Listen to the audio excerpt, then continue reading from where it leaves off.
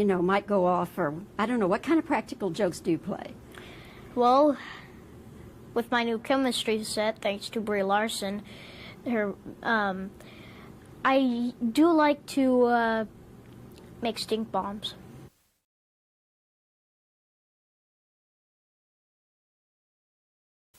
Living in America. Something wrong? No, I'm not. Yeah, I don't love. I don't love. Alone from night to night, you find me. Concerned about that? No, Dankeschön. I'm concerned because there's nothing wrong. And what are you going to say to your fans when they ask you some... I'm going to say I feel good. Papa's got a brand new bag. It's a man's world. What you're going to be doing on this tour? Jam. Source, there you are. And we'll be doing a lot of good things, and hopefully we'll get Brother Ted Turner on the cover. Ted, where you at? Hasta luego. Kia ora, welcome to the Tim Show. I'm Tim Witter Morrison. Now each week I invite a couple of buddies over to have a bit of a kōrero. We have a bit of a sing-song and I show them some of my postcards from Hollywood. Ooh, and they're looking pretty flash too.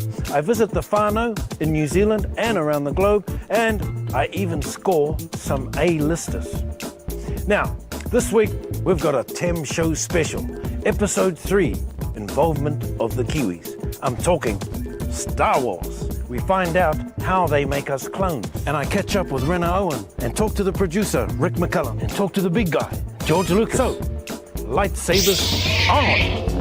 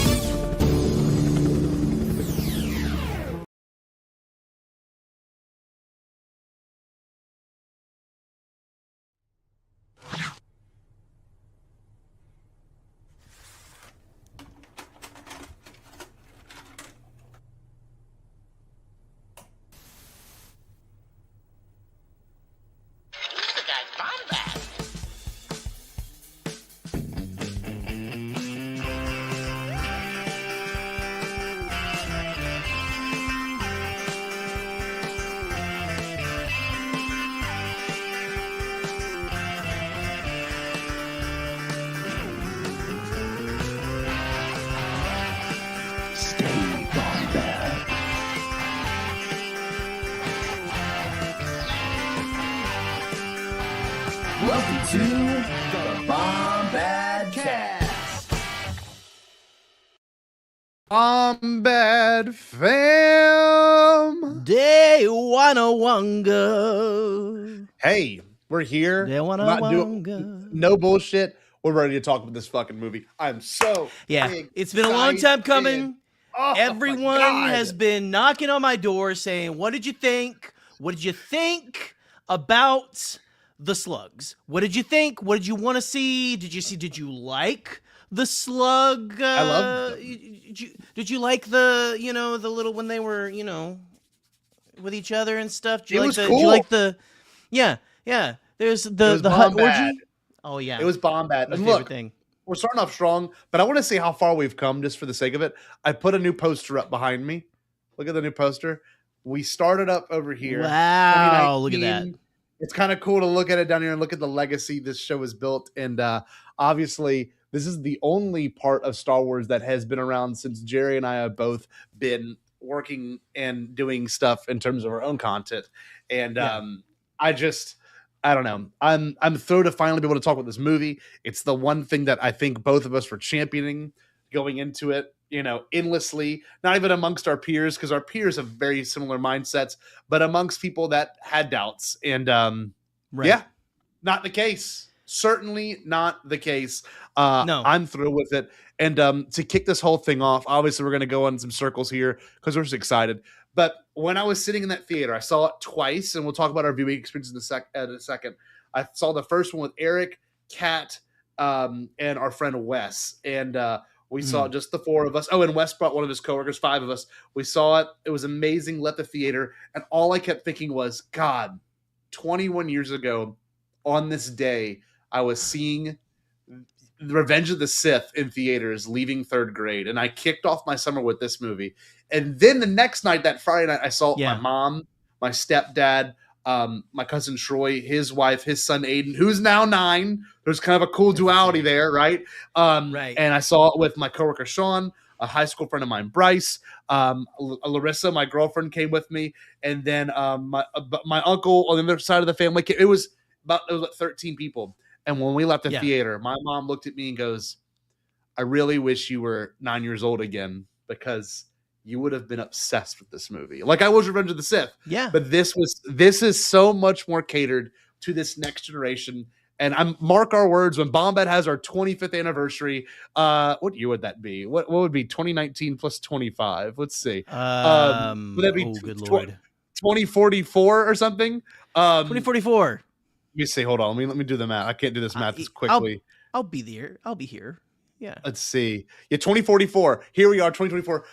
The kids that watch this will now be kind of where we're at now and be like, "Man, that shit was sick." Yeah. And they'll be vetting this movie, and we'll be the old like, bitches in the back, like, yes. They'll be like, "Oh man, can you believe that Meber Gascon was the emotional heart of that new film?" Dude, I'm telling you, we are at a really cool spot, and all I have been picturing every time I've watched it, I've seen it 3 times in theaters now, is that little version of me who wouldn't have cared if there were lightsabers or not, but would have loved the hut stuff, would have loved the Dejarik board. I mean, it would have been... Who doesn't love that hut would have stuff? been it. Oh, my God. And look, here I am. The 30-year-old me is like, my girlfriend's like, "What do you want for your birthday this year?" And I was like, "Give me the vinyl. Buy me the vinyl soundtrack." I was going to say, and give me huts. Well, I did tell her, if there's a ROTTA figure, I'm sorry, but you're gonna have to it'll probably be $80. Like it, we have to have that. Drop that. Drop that. But drop it like it's hot. Anyway, I rambled. I want to hear. No. Thoughts on that topic. I want to just go ahead and highlight this from Alden. Andor did not feature any slug on slug. That's right. There were no. The one thing that Andor, I've always said it. You can attest to this. Yeah. The one thing that Andor was missing was hot bodies slapping against each other. You know, that's all it was missing. Dog. Love that. It was amazing. But yeah, no, I don't know. I want to highlight some of these comments here. Like, Woodsy would have liked it better if Din put Mando, or if ROTTA put Mando in the Slave Leia outfit. No fuzzball and Andor. Nope. But I haven't been for this film. I was excited for Star Wars to come back, but I wasn't like as I think fever pitch as I was for like the sequel trilogy. You know, there was like a anxiety of the sequel. There was like I was kind of pacing leaving to go see the Rise of Skywalker. You know what I mean? With that, you couldn't. There was a lot writing behind it. It's the saga films and things like that, which is whatever. But the day and the couple of days right before I was gonna go see this, I was kind of like I was floating on air a little bit. I was I had a little pep in my step. I had people at work be like, "Why? Like, are you did you get some? Like, what's happening?" And I'm like. No, baby, I'm gonna go see a man. I'm gonna go see a man about a buff hut. So first of all, just all the theater experiences I've had so far have been just great. It's been perfect. It's been the audiences have been really reactive, things like that. And I've seen it now. I think I'm up to 3 times. I'm at 3 as well. So I'm looking forward to my 4th, which is we all have our ways of seeing it. Sometimes in the middle of the day, sometimes on a whim. But The Rise of Skywalker I saw, I think, 5 times. I'm looking to beat that, but I don't think The Force Awakens I saw 10. I don't think I'll beat The Force Awakens. But this movie is going to be one of those ones. I don't think will be buried in the future. I hope is still celebrated even 20 years from now. But to hear and see that in IMAX might be one of the most incredible feats of like a theater experience I've ever had. Like some things are worth it seeing in theaters, obviously, but I'm going to be sad when I put this on my Disney Plus and it doesn't sound or feel as huge. It'll still be great. The story will still be there. The energy will still be there, but I'm speaking merely in terms of it, like just impacting your chest the way it does. And like, when they went to Shikari, I was like, oh my God, this is a whole attitude I've never felt in Star Wars before. Just the boom, boom, boom, boom, boom, boom, and then the drums. Yeah, no, exactly. Oh my God. I'm sitting there like maybe on Disney Plus, but like hearing it in like a cinema is a completely different, like Star Wars is, I don't care what anybody says. All Star Wars is made for the cinema. It's made for a theater. It's made to watch in a theater. It is always going to be better. And I guess you could say that with anything. But you're talking about your IMAX experience. So I'm coming up on my 4th as well. I just bought the 3D IMAX tickets for me and Ellie for this Saturday. She hasn't seen it yet. She hasn't seen it yet. This is her first IMAX experience. And she doesn't quite, like, I'm trying to hype it up, but she's like, God, what you're saying? It's a big screen. So's a movie theater. Like, it's a big screen. She doesn't quite get it yet. And you'll be proud of this. The other day, yesterday when I saw her, I was talking about, hey, I'm going to be getting our tickets pretty soon. And she said, well, make sure you get as far back as possible. Because it's going to be 3D. I was like, yeah. I've raised you correctly. You're a good kid. Good logic. I love that. That's I think the one that I'm the most hyped for, because I mean, watching this thing, seeing all the creatures, the cute critters, the robots, all that stuff. Every little thing in this is, and I had a coworker go see it, and he says it felt like it was for kids. Yes. And I want to say in the best way. Correct. Yes, it is. Well, and I mean, they weren't using it as, they were like, it was more for kids than it was for me. But here's what I will say. Oh, they were using it in a derogatory way. They were at the time, but they're correct. It is for kids. But this film, it is, I think, the most, this is going to sound derogatory to some people, but not to me. Yeah. It's the most family-friendly, I think, Star Wars film. And I know people are going to probably push back on that because of, we have 2 giant slugs being eaten by, a dragon. But then again, think about like what A New Hope was and what Empire and Return of the Jedi were. They kind of had those weird, like, this teeters on PG-13, too graphic, like Aunt Beru and Uncle Owen's dead bodies. That's a huge one. The Sarlacc pit is a little uncomfortable. Even the whole seduction of Luke is uncomfortable. And then Empire, you watch Han get frozen in carbonite by weird little, Ugnaught people. Like, it's like the whole entire thing, the original trilogy kind of is on a weird way of like, it's always gonna have amazing legacy, but like some parts are a little weird and uncomfortable, and I think that's kind of the point of Star Wars is like, let's challenge the viewers too in that way, And like, I mean, like Woodsy was saying, George Lucas 12-year-olds, whatever. But it's true, that George was making this for, and there's something about the media, and this is gonna sound like Uncle Corner, like, hey, man, when I was a kid, we didn't baby these children or something, but no. But I mean, they kind of like, I think, trusted kids with a little, like, they put a little bit more, like, the kids are going to be okay if there's a little bit of like peril or like slightly spooky or whatever like that, like it's just part of the human experience. And this is sometimes where kids will first get that, some kid is going to have their, like, this is, and everyone's talking about this. There's going to be some kid's first experience with Star Wars in a theater. And it's a beautiful Kinda jealous. thing that it is. I'm a little jealous. Yeah, well, because Yeah. this and those of you guys who have been following us, and we're gonna get into it in a sec. For like since the beginning, know that Scotty and I, this movie is like every single thing that we talked about at the beginning of those first few podcasts that we love about this franchise. It's everything. It's the monsters. It's the action. It's the high. It's not even high stakes. It's the out of the frying pan and into the fire. Pulp serial. Oh my God, nonsense. it's hilarious too. It's hilarious. Their Really humor funny. is all on point. Like so, Really if you, funny.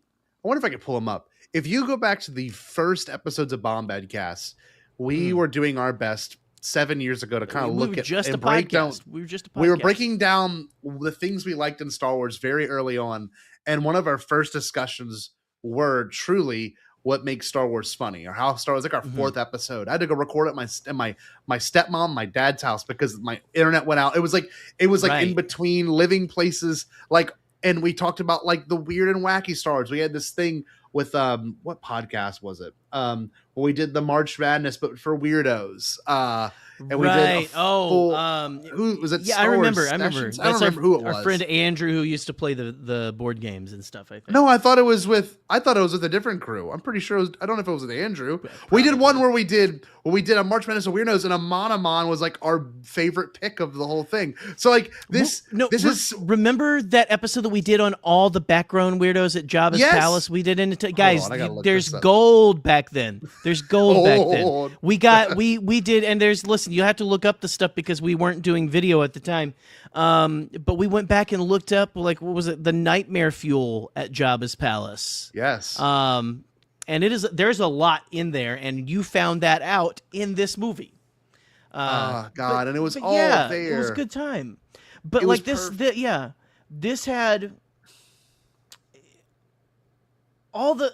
So what they've been doing with the live action television since like Mando first started and everything is they've been kind of, I think, and this is where I think people kind of get their like complaints in a little bit, you know, and Yeah. to a point I understand, you know, like, oh, you have to remind us. There's like a thing against like people who like don't like nostalgia or don't like like when you remind me that another thing from another movie exists.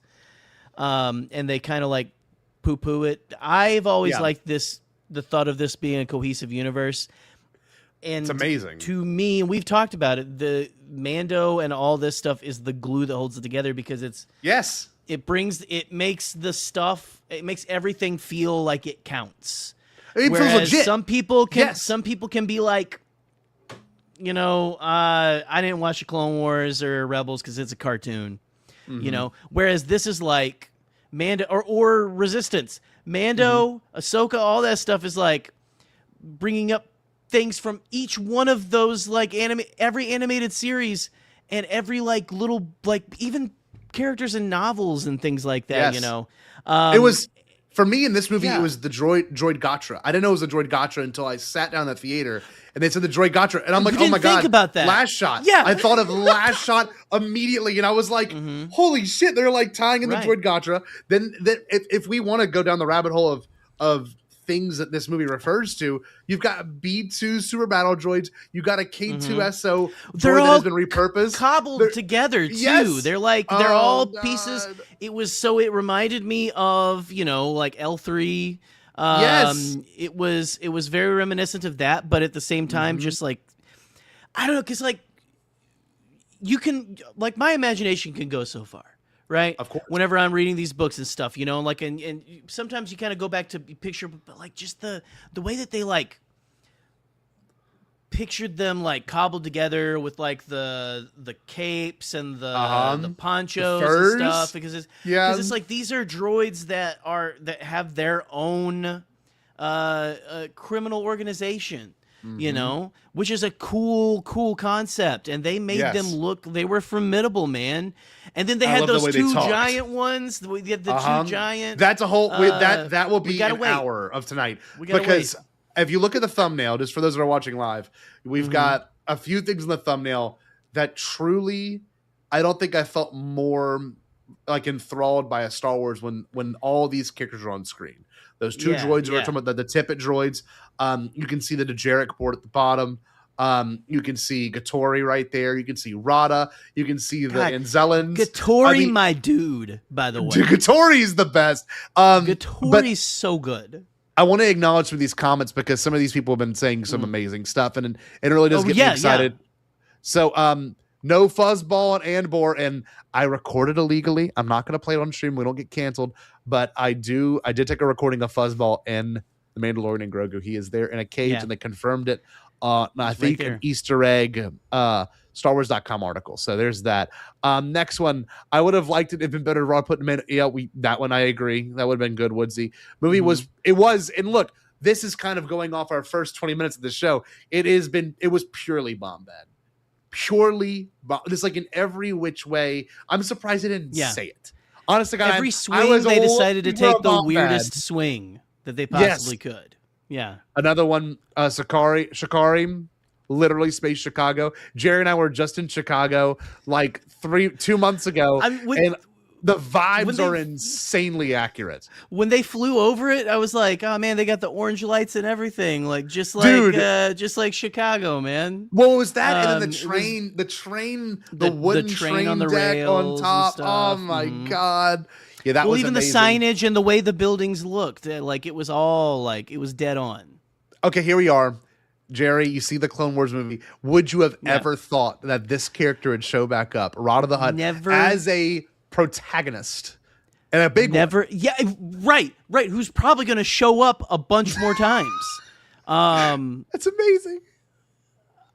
Had you told me when I was working at a movie theater when this came out, and I was a little underwhelmed, but I didn't want to be, that if you had told me that in my adult life, Stinky would be carrying a Star Wars film, like on his back, insane. That he's the emotional core. It's crazy. It's crazy, but never in a million years. It works so much more very well. Anyone would have ever have thought. And obviously, I agree, Nathan. You do feel like a kid seeing it. Bloom was saying in the chat earlier, dancing my whole time my Ahsoka Snips cosplay. I did not realize you had that. That's awesome, Bloom. It is. Look, I don't want to rank Star Wars. I did it. I made a Threads post last week that went very viral that people were like, rage bait. People don't realize when you say I wrote, these are my favorite Star Wars movies. Everyone assumes I went and saw the movie with my friend Wes, and I love Wes. But he was like, why would you put that like in the top? Like that's not the best. I said, no, bud. I never said the best. I said, these are my favorite. These are my preferred ones. I'm not saying the Phantom Menace is the best. I don't think it's the best. I think TLJ is the best. But this movie, has maybe reconsidered. Well, even that statement would get you like a drug behind a land speeder. I mean, just insane. Castrated. But they would pull you out back and I don't know, they'd throw you down with some Amani, That's right. And I will say to Eli, we're going to address this towards the end about fan reception, what we thought. But I agree with Buck here. Lots of little kids in my screenings. Kids talk to the very beginning. Same. It didn't bother me.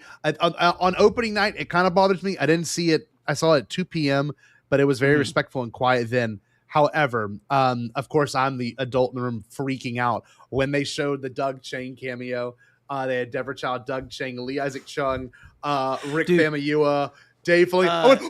But the Dave Filoni, the first two, but the first one especially, people were like, ha, of course.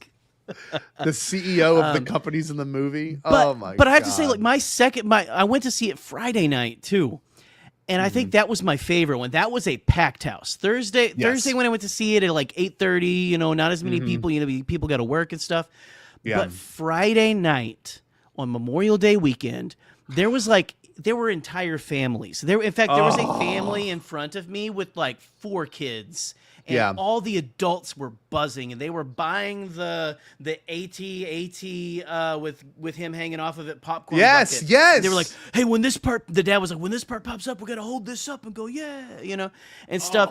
And the reactions on Friday night were so pure and so wonderful. You could hear the kids laughing, the adults were laughing, you could hear them going, what, like gasping and being excited. It was goddamn, it was electric on that night. And I just don't understand people. I know, like, they like to make it a numbers game. They like to focus on, it's only making this much money on a Memorial Day weekend. Mm-hmm. That don't matter. What matters is those kids sitting there with that popcorn bucket holding it up when Mando blows up a walker. That's all that matters. That was it. That's all that matters. You know? And look, that's the memories that stick with you. My memory of leaving Revenge of the Sith, and I know we discussed this a long time ago, was I'm so glad I got to see this saga end. Because that's what I was convinced. The whole marketing was like, it is over. George is even saying, never going to touch this again. And man, I'm glad that this is a new version of that. Where 21 years ago, I would have been like, oh my God, get me that helmet. Oh my God, get me the Grogu thing. And now as an adult, like, with the money, you're like, I'm buying that. Yeah. I'm getting that Hasbro helmet. I got the sideshow Grogu. Like, it's like, this is perfect. And like, I can't imagine Eleanor in a few days. Like, it's going to be I'm preparing to. So I already, a lot of y'all saw my post and stuff. Like a late birthday present, I got her one of those Merly Loth cats and everything, and it's like a full, it's like a full taxidermied thing with it's fully posable. It's crazy. It looks like she's carrying around a fox whenever she takes it around. You know, of course, but. And I mean, it freaked out her mom's side of the family. They were like, "What is that?" Oh, I bet. Yeah. But I am preparing. I have worked all week. I worked the entire holiday weekend to make a little bit of money because I know I'm gonna have to buy a Grogu popcorn bucket or something when we're there. Yes. There's no way I'm not getting out of there without shelling out however much. The Pram one is my favorite. I would go buy the Pram one now if they went. I thought they were out of it at my AMC, but today they had it on display out front, and so I was like, I gotta wait for payday. But you know, it's like, I mean, I could see Ellie is gonna be like begging me for that, and that's like the kids were all there and stuff. Yeah, I'm gonna be like, hell yeah, let's go right now. It's you know. That's what it's about, you know. It's about these first experiences. It's about, like you said, memories that you're never gonna forget. And this movie, it being a look. I know that we've said shit about Andor and everything like that, and Andor is very important, very good, but Andor is not going to capture the spirit of new young fans. That's for us that are older and grown up and are depressed about the state of the world. Exactly. And know what our real world is like. I agree. Right. It's a parallel, and it's important, and it needed to be made, I think. And I still think it's one of the best achievements. It is. But this is what is going to keep it. This is the grease that's going to keep the wheels going for years to come. With new fans, new blood, new people coming in and like having a good time, taking their fam. This is, I wish my parents lived closer. I would like take my parents. I would like, you could pack up their entire church and just take them there and they'd even have a good time. Of course. Know? It's insane. It's these universal themes of what it means to be a father. It's the universal themes of like having to look out for yourself no matter what situation you're in. The universal theme of, you know, falling on hard times and someone like ROTTA thinking that's the only way out of it. There's just so many things to digest and analyze. And, you know, I'm thankful for people that we know that had the privilege to review it. And I've listened to their commentary. Alden Diaz, Octa Radio, I got to give a huge shout out here. Put out an episode today for the first time in 2 years. 2 years into the podcast feed, and it was awesome. It was not a review, and I'll tell you what it is. It was an analysis of what that movie means and how it should impact us, and Okay. in ways that will impact us. But also friends like Force Center. I was saving it. I was saving it till after we did this tonight. Yes. And Oh, it's gonna be great. I'll have to get it in my ears at work tomorrow. I know you don't listen to Star Wars podcast as much as you used to, but you've got to listen to the Force Center. I've already listened. That's the only one I've listened to. Wasn't it so good? Because I couldn't help it. Oh. But with Alden, I want to save his and savor it. I want to wait. I wanted to wait and get my own thoughts out, before I take any pontifications from the great the great tapestry man. I'm just saying that the commentary of this movie from people in our getting smaller circle have been nothing but positive. With some people I know not necessarily seeing eye to eye. I know I struggle with a few people out there who've reviewed it, close friends of mine, and I'm nothing against them, but I watched that movie and I knew exactly where it was going to go, and I think we all did, and maybe that is quote unquote safe. But the way the movie was executed, and Alden said it, and Kid and Joseph said it, and I'm saying it right here because I also talked about this with Alden the second the movie was over. This movie is not a safe movie. This movie heavily features a masked man who gets his mask taken off about 15% of the movie, then it gets put back on with his goblin puppet child son, and then with Jabba the Hutt's CGI slug son, and then a purple monster man from Star Wars Rebels, which is a television animated television show. Yeah. And it's just, this is such a huge and risk-taking movie that I think people often get, story maybe mixed with the confusion that is, receiving the story. Whereas it's a very simple story. It's a very real story. It's very universal. But it also doesn't tell you what the story is. You really kind of have to take and pick out what you enjoy in the thing and analyze it. If you take it for face value, I've been seeing the commentary on Facebook, which is the worst place to look. Everyone says it has no plot. Oh, you never want to look there. But my guy, the whole fucking movie is about plot, like the plot to get this person and get them into who cares? freedom. A lot of you guys love Seinfeld. It's fine, Yeah. Why can't movies be about nothing sometimes? But they're not. But this isn't about nothing, too. No, it's so much more than that. And if it doesn't have to tell you its theme, like Clone Wars at the beginning of it, maybe that's kind of where you need to do some self-assessment and realize, oh, maybe it's how I engage with the art that's the problem. I did not go into it thinking this is just going to be an extended TV show. I went into it knowing it'd be a full story. This is a great question, Jake. We've been separated for a year now. So Jake, I did not watch it. I watched it with Larissa, who's my new girlfriend, because a year ago this person left me without an excuse. So Jake, you might need to tune in. A lot, Jake. No. Jake, it's obviously been more than a year, because a year ago I'll be like, what's going on, guys? Welcome to the Bombadcast. Welcome back, Jake. No, I'm waiting for someone from my past to pop in and be like, "Did you go see it with Allison?" No, man. No, dog. To get back into the intention of it all and how it made us ex-wives or legends. This shit is canon right here, man. Right. This shit is canon. That's for It's listen, and it's not that they're not important. It's just that you can choose your own adventure now. They're a different part of the story. It's like the legends of the universe that we currently live in. God, Maddie here. This is actually so poignant. A Star Wars movie comes out, and suddenly everyone speaks LinkedIn. It's just, it's how else are they going to get hired? Exactly. So that's the other big thing is, I know Alden addressed it. We've addressed it all last 2 weeks when we ate our influencer, when we had our influencer hangout, and I'm sorry, we didn't have that when we were just eating Burger King. We were just eating Burger King on a live stream together while people were at the premiere. I influenced my plumbing after that, if you know what I mean. So. Yes, I did too.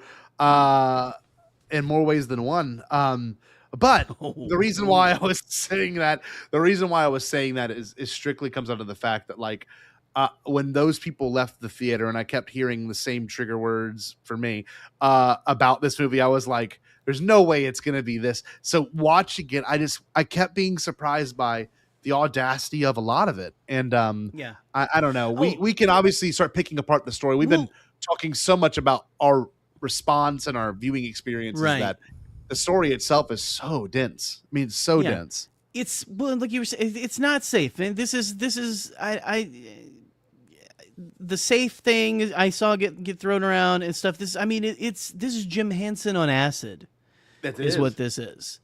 1,000%. And so, let's get into it here. Also, I will discuss this. We will have to discuss this when we get to it about the Amanis, but I've got these saved from Alden. Okay. Because I had this exact thought. Favreau's anti-Amani racism must be discussed. Because I was a little in the theater going, hold on. He is killing those. Are they people or are they alligators? Like, what are they? You know, I don't know. They've got to be sentient for the most part. Like that one's just chilling. You had those dangerous creatures that had the spears and stuff. Anyway, we'll get to it. We will discuss the creature racism. Yes, so absolutely. We'll start off from the bat. I love the opening text, not necessarily a crawl, a text. And Charlie Ashby said it best in the Imperial Senate podcast that it feels like the opening of a James Bond. You're just in the action. You know, it sets up who the villains are in this first little arc, and then it plays all the way through with him destroying the AT-ATs, him having the John Wick moment of like every time like the sound would show up, he would flash into the frame. And I mean, that opening is an instant classic for Star Wars. Probably the strongest starting Star Wars ever. Like just from the get-go, that and Solo start off so strong. Rogue One is the most boring opening. You know, it's the most intriguing, but it's just so. But no, I'm thinking in terms of every Star Wars movie. If you play it in context, like Phantom Menace kind of starts slow, then it kicks into high gear. A New Hope starts off super strong, but like this one, I mean, Revenge of the Sith might be the second or the best version of it. I was gonna say that one jumps right into the action for sure. Yes, but no, you're not wrong. Everything starts off slow except for this one drops the cinder block on the gas pedal immediately. Yes, and just doesn't take it off at all. Honestly, it does. Yep. At first, I was like, this is going really fast. I don't know if you had a little bit of that because like we had that whole adventure on the ice planet. He goes back, he talks to, Colonel Ward, and then gets his new ship, and then he's like, all right, I'm off and stuff. I thought that was But it's not a bad thing. A bad thing. I was just sitting in the theater, I was like, wow, we're just like off to the races. It's not like Tross, where Tross, you're like, I was like, Tross, oh my God. Tross had pacing issues, I think, personally. Just at the beginning. The first half felt a little choppy to me. But this didn't feel choppy. It was just so like sleek, just like boom, boom, boom, boom. And I found myself being surprised that we were already so far into the trailers that we'd gotten right there at the beginning, This is an interesting one. I have not seen this complaint, but none of the shows start with this either. So none of the shows that not a single show has started off with this text still. So maybe they are just sticking to that, narrative that this is part of the show's, era. Maybe. In the sense of it. And I missed it because it did make me sad. It went Lucasfilm, then it went to the at the very first part. I was really expecting there to be a long time ago in a galaxy far, far away. But I wasn't upset by it. It feels weird to not have a film with it, right? Because it was even in Solo, right? Solo and in Rogue One, yeah. It just was a little. It was a weird way to start it. However, the music for Mandalorian translated perfectly into this whole entire. Yeah. So like this was so funny to me because what's up, Seth? The Sith stuff. I'm sorry, the Sith. Whoa, the synthesizer stuff that literally I have right behind me would have sounded goofy in 1980 and 1983 and 1999. But in terms of its where it was shot, what the mood it was setting was, like it even had the is it opus number 4, the classic like wait, the waiting call music, do do do do do do do do do. Yeah. It had those. Yeah. It had the drums reverbed and delayed. The 808 drums reverb. Hold on, let me find it. It had this kind of sound to it. You could have just taken that part out. Opus number 1 hold music. You'll know when hopefully we won't get copyrighted. I don't think we will. We probably will. It's fine. It's fine. It's this one right here. But this is what it sounded like landing on Shikari for the first time. Dude, I don't want to play King Shot. Jesus Christ! No. Please get this. I mean, well, only if you wanna have fun and make money.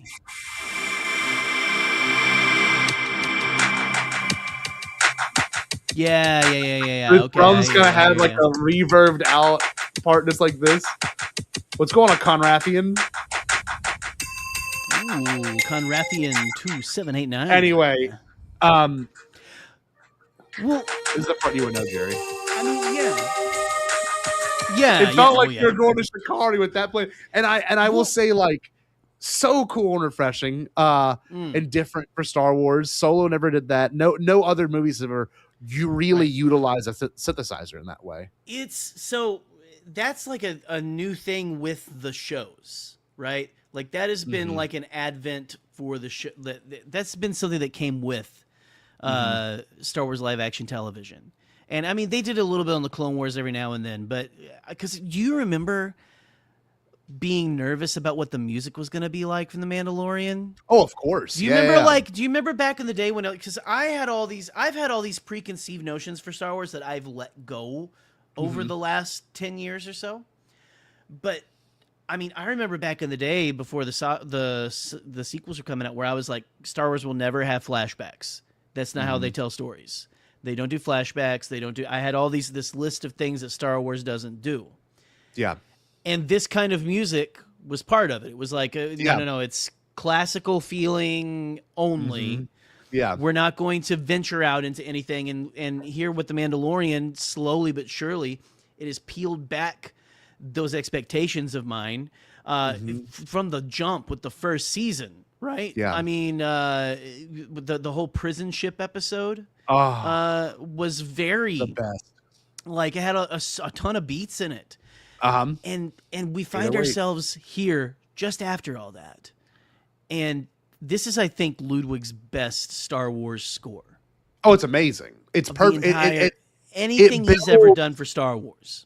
It builds on the show, obviously. Even the part where you meet Luke at the end of season 2, and it does like the Force theme meets da na na na na na na, like all that shit. It was amazing seeing how he would grow and make the textures of the show. And I know it's been two different I guess two different arrangers or two different creators of the music in season 3 and in Book of Boba Fett season 1. But this, to me, it felt so real and textured, and like ROTTA's thing being like a marching band, go no. Oh, dude, okay. No. So, oh God. ROTTA's theme came on today when I was at the gas station, and I about lost my shit. You had your headphones in? Just no, I was like, as I was pulling in to get, like, I was waiting in line to get the cheap Sam's Club gas. Yes, know, because we're let's ignore that. The president's an idiot. But just like I don't know what it is about that. It's just, there's so much like just power. Like you're saying, the marching band. It feels like you're at like an Ole Miss game or something like that. It's just it gets you pumped up. It gets you ready to go. I mean, Alden, the night after we all saw it and stuff, Alden was ready to run through a brick wall and everything. He said the song of the summer, and man, I'm not gonna lie, I've listened to that one track so many times, and the following tracks too that build on it, because some do the din noise with that, and it's just such a multi-layered track. And the other thing is too, with ROTTA being who he is, like, it was a fantastic fantastic introduction to what his score would sound like. You know, Yeah. this guy that thinks he's on top of it all, might even be like, in terms of age, might even be like in his early 20s, late teens. You know what I mean? Just like, it's kind of Right. interesting. I was wondering about that because, like, if Grogu like age, like if Hutt's age slow, kind of like Grogu, like as they grow up a little, is he like a teen or something? I'm looking it up by now. Jabba the Hutt was born. He was 604 years old. So if when was ROTTA born? ROTTA was born. Age. ROTTA Had he already been a baby for 50 years? Between 24 and 22 BBY. Then the Mandalorian and Grogu. I gotta look this up. Hold on. Yeah, see, we're doing the math, guys. We're doing the math. Grogu takes place Scotty's doing BBY. Around 9 ABY. So if ROTTA would be like 41 years old. Yeah. Okay. He would be like, but so by the way that they go, he would be like probably just probably an adult. 20. Just yeah, an like adult. 21 maybe. I would even venture to say like 17, 18, like, or like 19, like in that, like just like 18 years old. You're just now on the cusp of adulthood is what it feels like to me. And it works. And his energy very much works. And his like kind of force wisdom works. Like, if people aren't watching it contextually, he repeats himself because he wants to prove a point. And when you're that age, that's all you want to do to prove your points. You might not make any more I guess deeper arguments. You'll just be like, my dad's not a good guy. I don't want to be like my dad, you know? And then the second the knife went to his throat, at Din's, you know, with skill level, by the way, where no one's really talking. Oh, I know Alden and I talk about this in private, but like Din bested ROTTA the Hutt. Like, that's canon. You know what I mean? Like, that's like legit. He's bested. He hasn't bested insane sentence. But like Din is like truly so skilled at fighting. He bested ROTTA. He's bested Bo. Like, I don't know.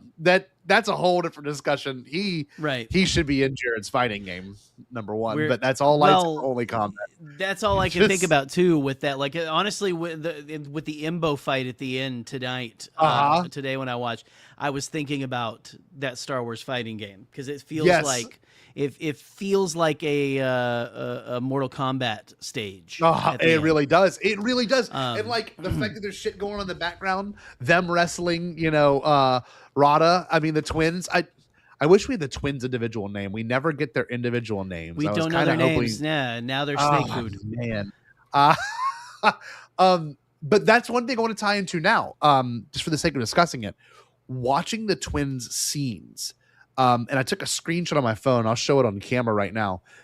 It truly felt like something out of a 1930s serial. The set design, the kind of eeriness, the choral music. The choral music is so cool. It's like it's got a it's got that Jabba the Hutt, like whenever Leia's coming down with in disguise. So cool. Right there in the score. This shot before the big pipe moment, I literally was looking at this shot and it gave me chills because it looks like, I wish I could show it better. I could pull it up. I had to go on my, I don't care. I'm trying my best to show you all this. It doesn't look as good as I would like it to, but that's actually better.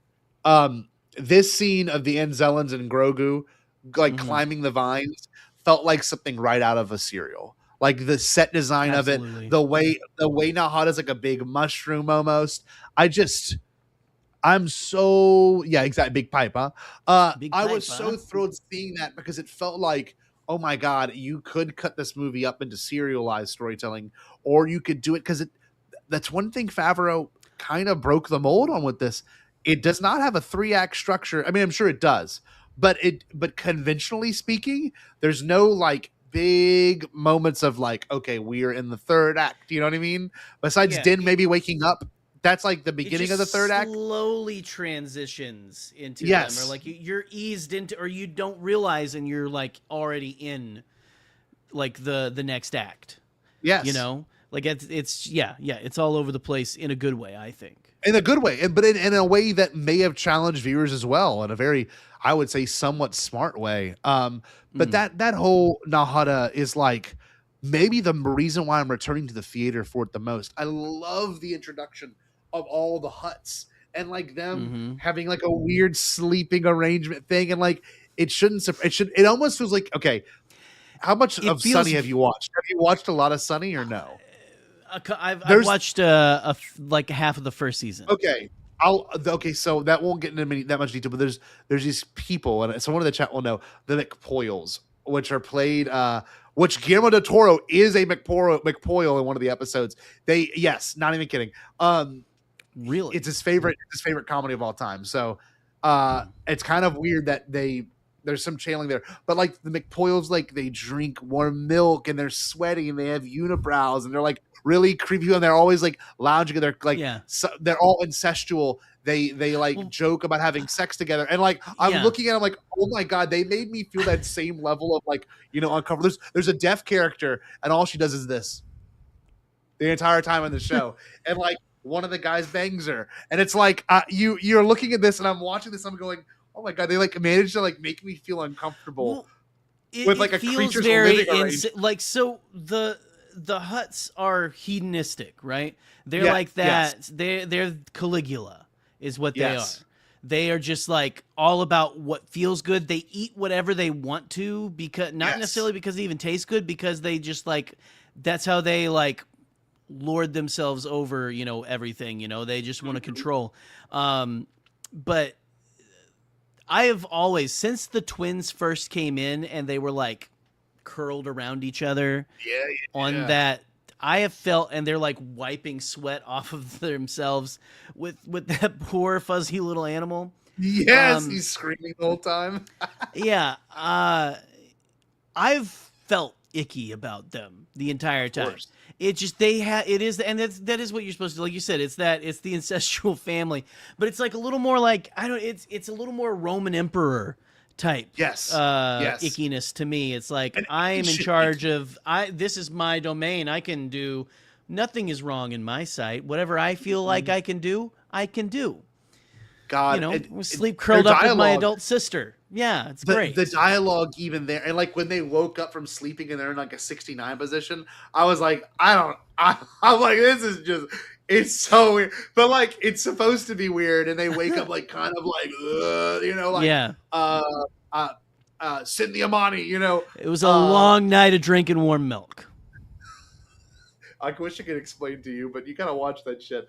I know. There's this air though of like, you're right, Caligula, almost like 300, kind of like these like they don't care about that, and the droid Gatra just kind of being there, and they're droids, so it's kind of cool that you can see Din like mess them up, and there's no like, oh, that's a person, you know what I mean? Or the Amani are scary enough to be like, okay, these are like foot soldiers, so like you're not sad when you watch them die. They got razor sharp teeth. They're shaped like a used banana peel with green backs. Like all those things you're watching, you're like, man, I'm watching this and having it play out, and like, the bugs on Din's chest, I'm like, ROTTA is like, this is hell, but like it is space Louisiana. Like it really, Gattori. It is literally Gator. I think character's name is Gator, and like it's just.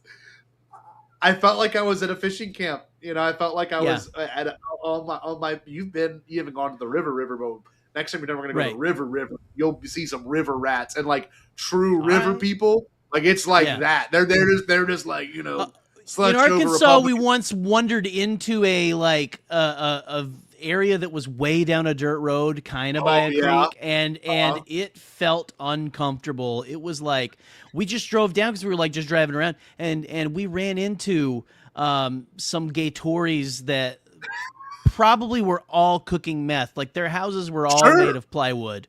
Yes. And I don't think they weren't like, they were just living off grid, and we drove through and everyone was like, yes, that's what I imagine it was like, that it's like. So I just know that Joseph and Ken pointed out, and I want to reiterate, this is not my original idea, but it does speak to like the symbiosis and midichlorians of all Star Wars and stuff like that. But like the whole, there's always a bigger fish, and like the whole epitome of ROTTA was that same exact idea of there's always a bigger fish. And like I really feel that way because what tries to eat Din, the bugs. Grogu eats the bug. Grogu then gets attempted to be eaten by the frog, but which Katori saves him.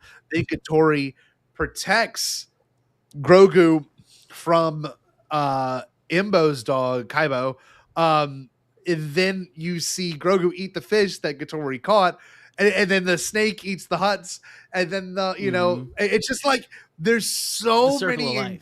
It's incredible, and like it's the first time where I've seen it like directly addressed, and this movie does have a Phantom Menace-y, kind of energy of like the there's no real ABC story. It's all very straightforward. There's no like dual stories going on really. It's you just follow Din and Grogu, and the only thing you have to keep in mind is that the Anzellans leave at some point, then they come back with the New Republic. And I think people are also forgetting, for the sake of the story and just talking about it, like it's not the Anzellans that necessarily get the New Republic to come.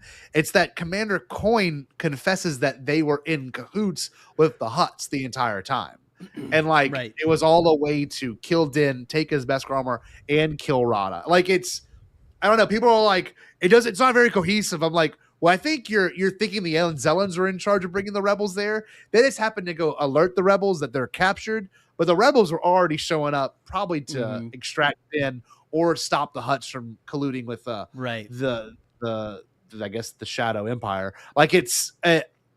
I don't know. I love how Naruto raps essentially on the Death Star sequence again, but with no stakes. Like the only stakes are that Din, it's emotional ROTTA stakes. Yes, it's emotional. But even then, you're sitting there like they're doing the trench run, and then they blow up. The metaphorical Death Star. I mean, this truly is probably the most similar to New Hope and TFA in that way, and the Phantom Menace with blowing up like this is where the antagonists are. We're going to blow them up. I don't know. I feel like people put their blinders on when they watch Star Wars movies or shows now, and they're like, wait a minute, like maybe maybe I wasn't following it. Maybe I'm too stuck on the lore, and this movie does a lot for lore, but I win it as a movie. I'm rambling. I'm sorry. What did you want to say? I mean, I love that. I mean, the entire ending sequence is fantastic. I love that Din pulls a 9/11 to get in there, and everything. Reminded me of Guardians 1. That's how the whole entire time I'm thinking, just Guardians 1, and it works. Right. Well, and speaking of all the stuff being connected and everything, I love that they used that old ship from the Clone Wars episode where I didn't know that. Yeah, that's the same kind of ship that Savage gets the guy to take him to the trash planet where Maul is. Hold on, they called it a turtle ship on Fortnite. They called it a turtle tanker. Hold on, I'm pretty sure it's the same exact ship of that trash hauler. The TR-RL3 Terrapin class bulk tanker. You are right. That is the exact one, and it shows up in this show. And you know what's funny? Right. Fortnite, obviously, we've been playing it more often because of the Star Wars stuff. Oh yeah, but Navarro, I've been going crazy on some droid tycoon. I'm so addicted to droid. It's bad. Like it's like bad, crack cocaine. Dog. It really is so much fun. It's like it's got fentanyl in it. It's bad. It must. But what I was saying in terms of the Fortnite thing is you meet the gun runner in Fortnite, and it's like that really weird like black eye, like no mouth, and like white phallic shaped design on his head. I mean, this is great. Well, shit. Yeah. There's a question gone. Oh, what was the question?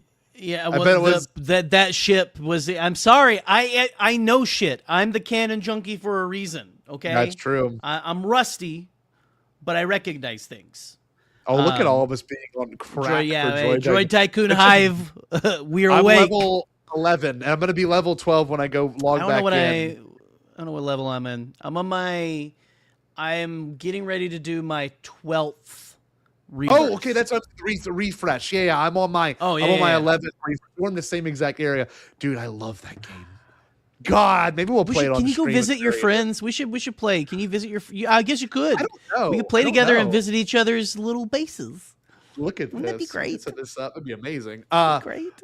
But I will say, like, you know, the hype leading up to this has been so much fun. The trailers have been so much fun. All of that's been so much fun. But good Lord, the way this movie was executed was in a way I just didn't expect in the best way possible. You know what I mean?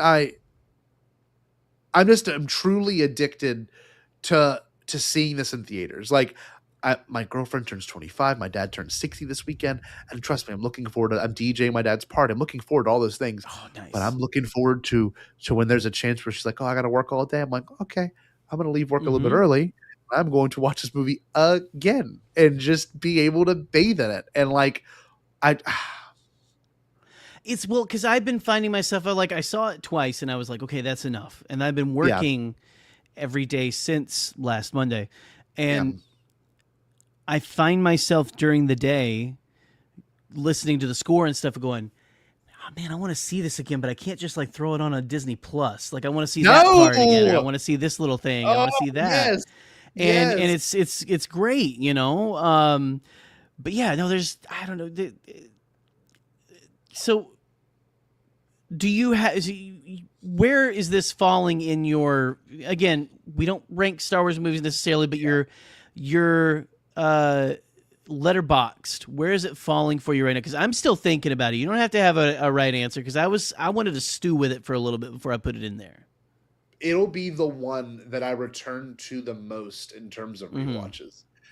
In the sense of like, I don't throw Star Wars on usually to like get chores done. Usually listen to YouTube videos or have another friend of ours like Forciner or hopefully Alden and Jared and everyone else have their chance to talk about what they loved about these things. And I listen to their thoughts on it, obviously. But now, in terms of like being able to put this on with my girlfriend and like be able to enjoy it and like just enjoy it like on a whim, and this will be the movie for it. She loves Grogu, much like I'm sure Eleanor loves Grogu too. Like it's so addicting, and this little puppet is. I love how they did it, and we can say whatever we want about the reception and the marketing of it. They literally nailed making this character like a real person. Of course, I would have loved to have gotten FaceTime by Grogu. I would have loved to have been invited to the premiere. But watching it from afar, I don't know if you know this. Treating him, he's a puppet. He's a puppet. He can't really FaceTime but anybody. them treating him like he's a real thing, yes, has done wonders for my soul. I mean that it's amazing. This is one of the things that I noticed on my first viewing, and even said, I think in our group chats and stuff. The Grogu has never felt more alive to me than in this movie. Yes. And I'm not saying that he's always felt alive, but there's something about, I don't know if it's just the extra budget, the extra time, the extra care they put into this. Not that they don't do it again for the show, but this is the most alive he's felt to me. Like the whole time. There's like the moment where he crawls into Din's arms. Don't even when he doesn't know if he's going to be. When he doesn't know he's going to wake up or not. You know.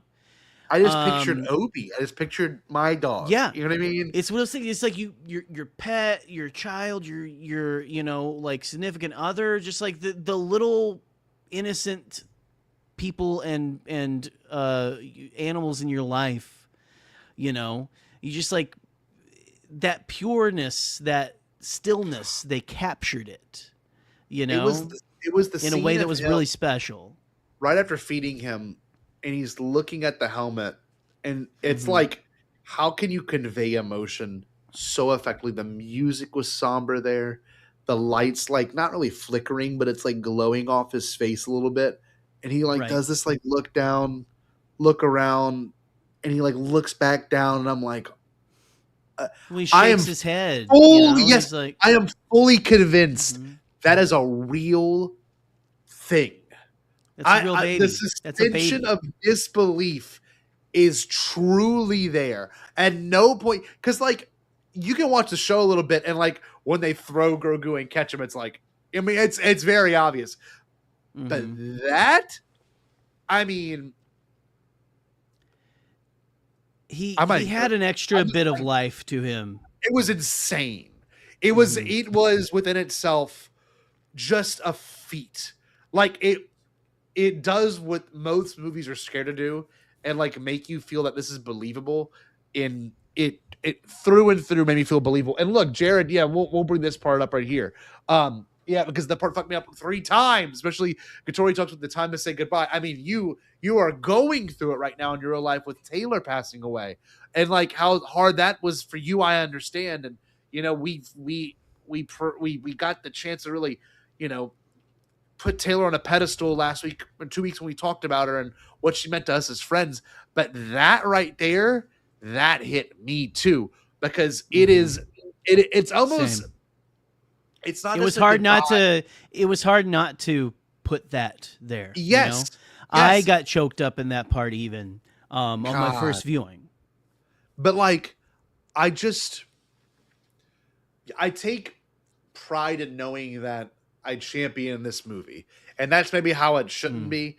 But like, I remember even when it was announced, like, oh my god, this is going to be such a fun adventure, and the first dialogue was just going to be season 4, and it's not. It was its own thing. The characters do have growth. The characters have grown and changed. I mean, literally, when you leave Den off in season 3, he finally gets to adopt this child, and this child was so scared when Din got attacked by that weird tippet thing, that he went to get Bo-Katan to rescue him, and then Grogu looks at him, and the good thing is that Grogu has agency, and at the end of season 3, I rewatched the whole show. He's like, Din says, if we don't kill Moff Gideon right now, he's going to chase us for the rest of our lives. Do you want to go do this? And Grogu gave Din the agency of yes. And the whole movie's off the idea that Grogu can't defend himself. He won't let him fly. He won't let him shoot the gun because he doesn't know how to shoot it, which is a great comedy beat. You know, he doesn't trust that Grogu can get himself out of a situation. And obviously, Grogu's trapped in the cage the whole entire fight. And I'm like, Grogu, you can just pull those bars. I know you're strong enough. You have the force. You can do. But yeah, it was part of the story. It was for the greater narrative.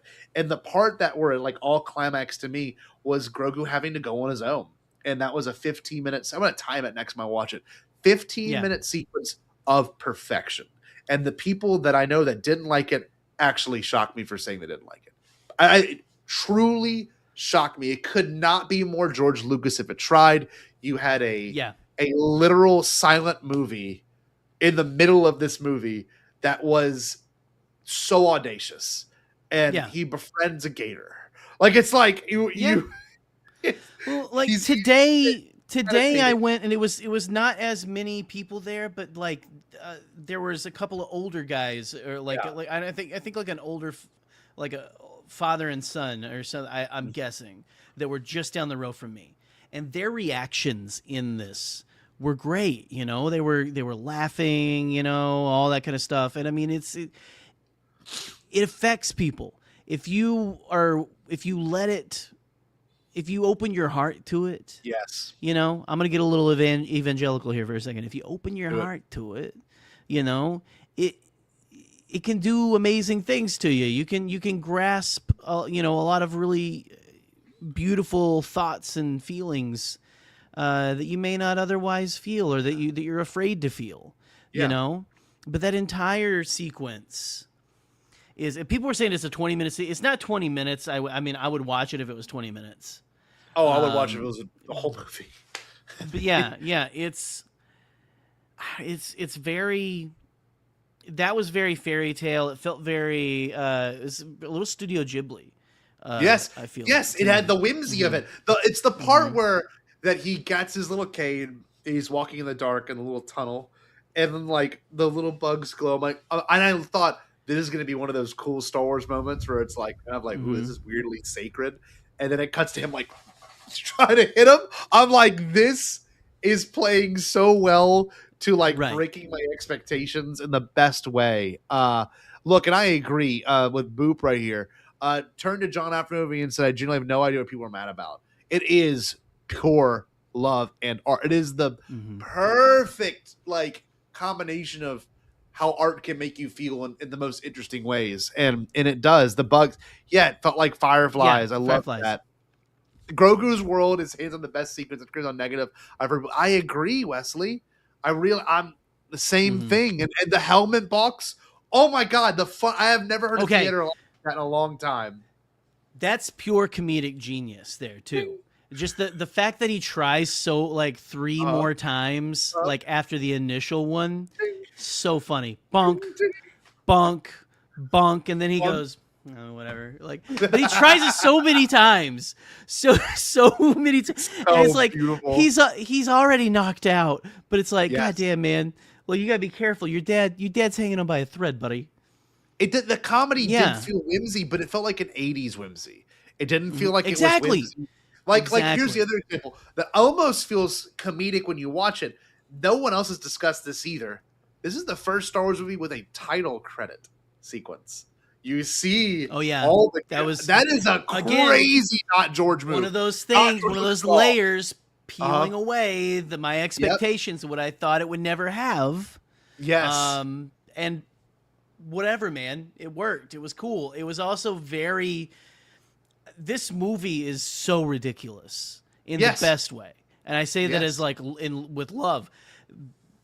Whenever Martin Scorsese's name pops up in those credits of people who are starring in this, I just like sat in my seat and I was like, there's no way this is real. Like I'm like going to wake up and I'm going to be like in a pod being used for my heat and electricity or something. Like we have been taken over and we're just in the Matrix. Cause this is just like, what is this?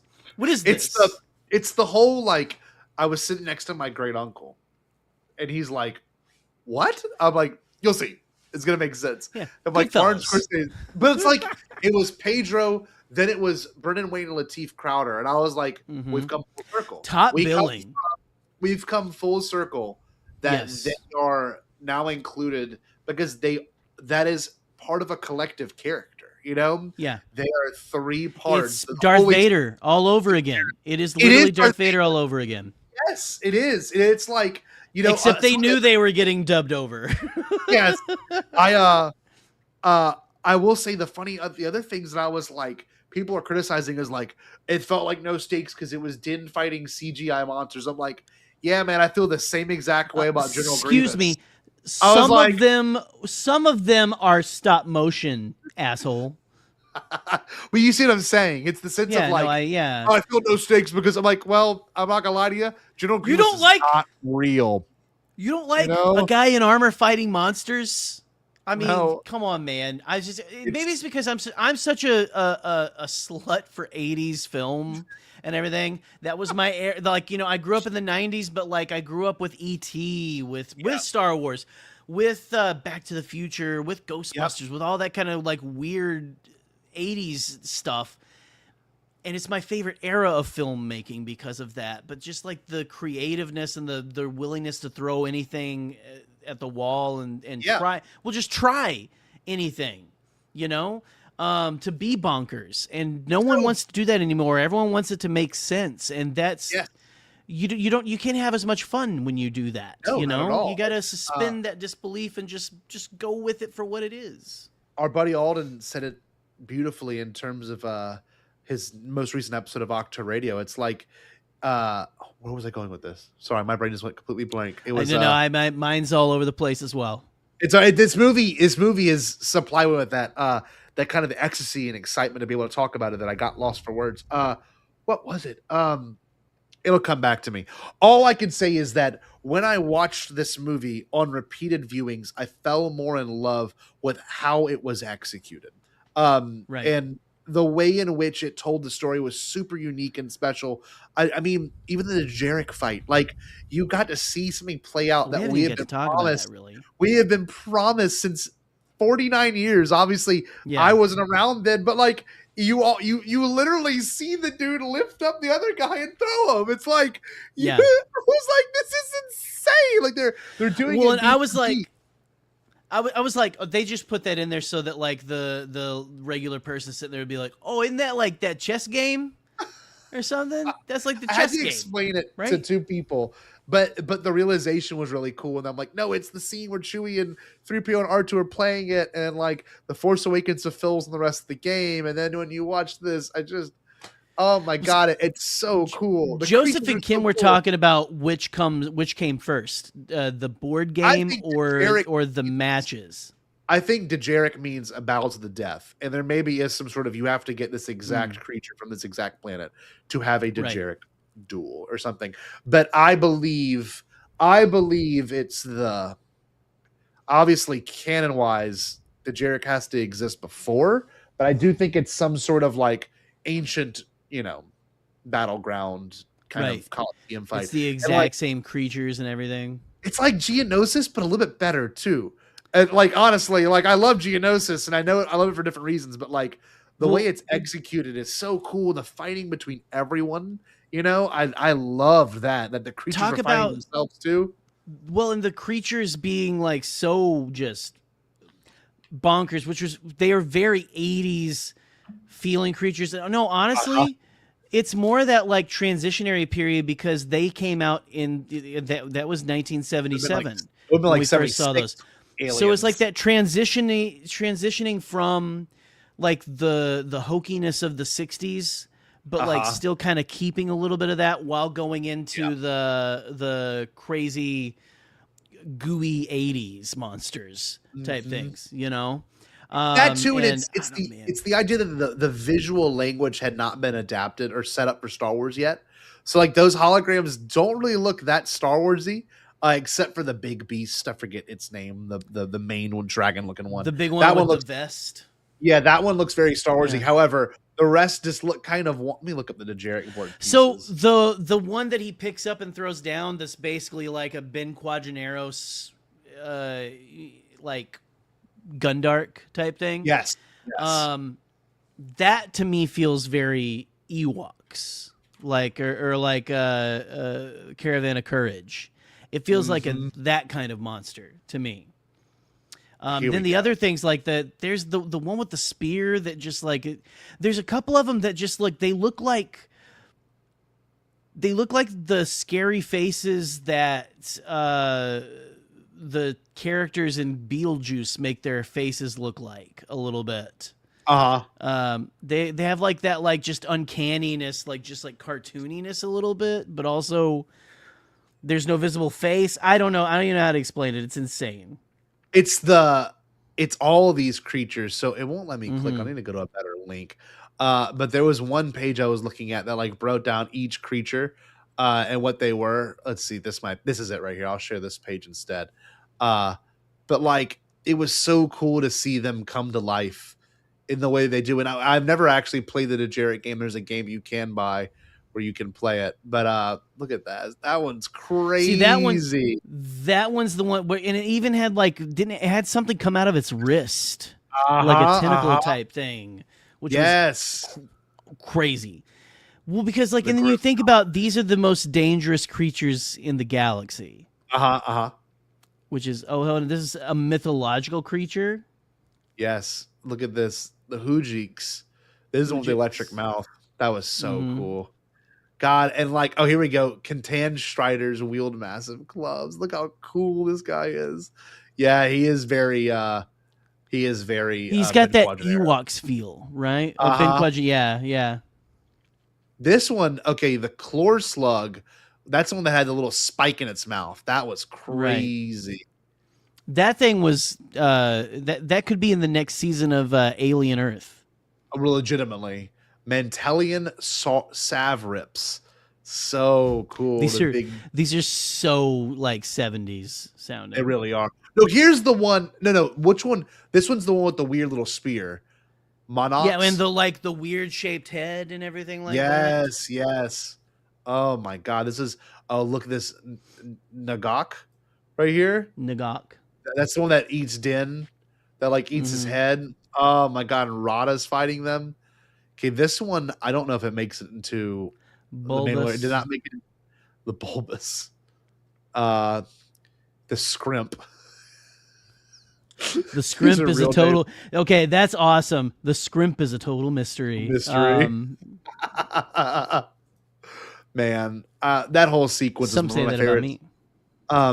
and you're not going to wrap up right here. I mean, we'll go as long as Jerry and I want to talk about this movie, and there will be follow-ups. We even have planned next week. This has been the one thing we've all been really leading up to in terms of just being excited over something. And well, you know, obviously we're not wrapping up right now. I just want to highlight some more things that we put in the thumbnail for the sake of it. Man, the Enzellans, dude. Before we talk about the 2 droids, the Enzellans were incredible, perfectly executed. The Rise of Skywalker keeps giving, dude. You're right. You said it best earlier. It's like whatever you watch mattered. You know what I mean? And like now these weird Babu Frick's little parents or whatever. They'll take the best little things too, and they'll make them like they'll do a focus on them. Like Babu Frick was already a big thing, and you know he has this little like where he pops up like he's like it's a cartoon, you know, like, hey, in the fighter, which still gets me. But I love the fact that they are just like the writer's excuse to just kind of just be weird little guys. Yeah, you know. They're just like, hey, big guy, first round's on me. They say just like they just talk. They just talk normal, but they're like, so you notice the way they talk? They'll be like, oh, of course. Well, we'll be back, Mando. I can't wait to get the subtitles. Good shot, baby. I'm looking so forward to the subtitles in that part.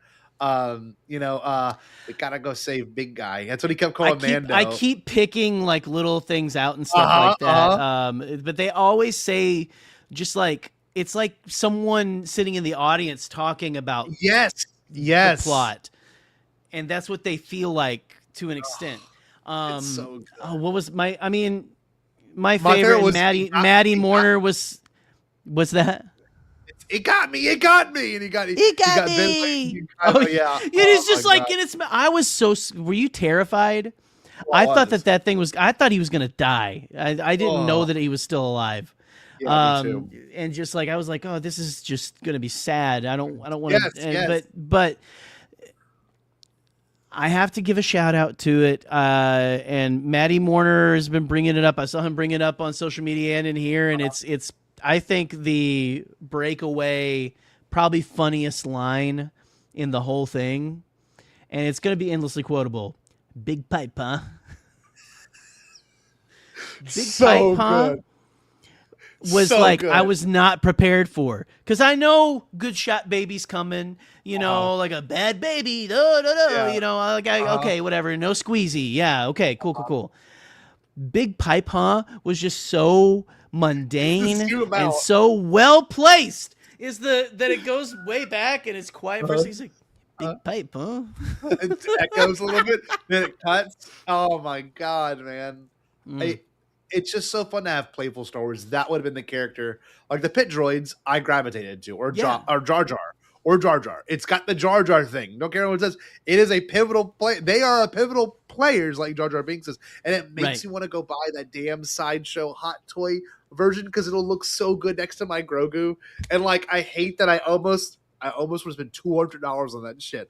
Not necessary, but boy, in my body, I'm like, I want that so bad, you know? Yeah. It's just got the sauce, man. This movie just delivers. It doesn't stop delivering. It has those little moments that feel so special. And like, we even talked about Sigourney Weaver. I know didn't have much of a role, but like, still so cool to see her in Star Wars and kind of have like commanding presence in those scenes. You know what I mean? Like, well, kind of intimidating, kind of exciting. Very. It got people. But like, she's got like that. She's got like that motherly. That's the wrong thing. She's got that like caretaker like personality with Din. Yes. It feels like, you know, she's a Din mother in a good way. And because again, this is the first time we're seeing her. She's a new character. And to see that repertoire they already have with each other and everything was just really cool. Like the whole, like where she gives him a hard time, like, hey, you busting my balls, whatever. But then like, yeah, we're still going to make sure you're taken care of and paid. Here's a new Razor Crest. Here's this, here's that. Yeah. The part at the end that I love, and I want to talk a little bit about Din, like his character here in a sec. But when she goes, we take care of our own, and he's like, I'm just an independent contractor, and she goes, sure, Mando. That part was great. Yeah, Yep. then Grogu, because he knows the truth. But I He knows love the that truth. because he is that. He wants to still be his like badass self and everything, but he betrays himself. He's always going to do what's right, and he's chosen a side. Already. Whether he says it or not, he's chosen a side. He knows what he wants to do. He's Din Djarin is on the right side of history, even if he doesn't want to say it. It's spectacular that you can get an A-lister like her to act alongside some of the strangest little critters and creatures. You know what I mean? Like, another funny thing that no one else has highlighted in our space or anyone I know, those damn BDX droids that were on every press junket that like NVIDIA like brought out to on stage, like, look at the technology. And I know they're going to be in the parks. I know that's part of it. They were like a parks project that made their way into it. I just love they're on Fortnite. I bought the BDX droids before the movie came out. I got I'm one like, that follows me they're around. gonna be huge, and they just two shots, beginning and the end, and that is right. It. I have to say, I'm a little, and this is just the canon nerd in me and stuff. Yeah. I know they're slightly different from BD1 or whatever BD1, and stuff like that. I like that design for it better than the clunky, like, it's cool. They're walking around. It's awesome. It's great. Yeah.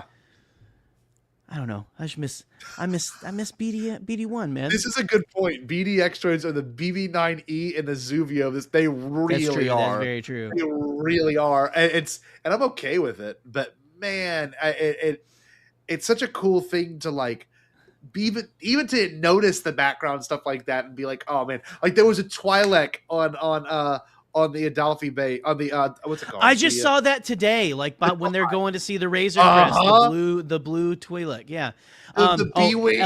Eleanor is just now starting to like differentiate, like recognize species like that, because we were watching something the other day, I think in Ahsoka, and she goes, hey, look, there's someone like Hera, like there's another, and it's just anyway, sorry, that's the part of being proud dad moment. That's the part of being a fan of this now, is kind of getting to see that weird stuff that happens in the background. The only planet that lacked aliens to me was Shikari, and I don't know if that was intentional. They did have the what's the horn guy called? Not a Deveronian.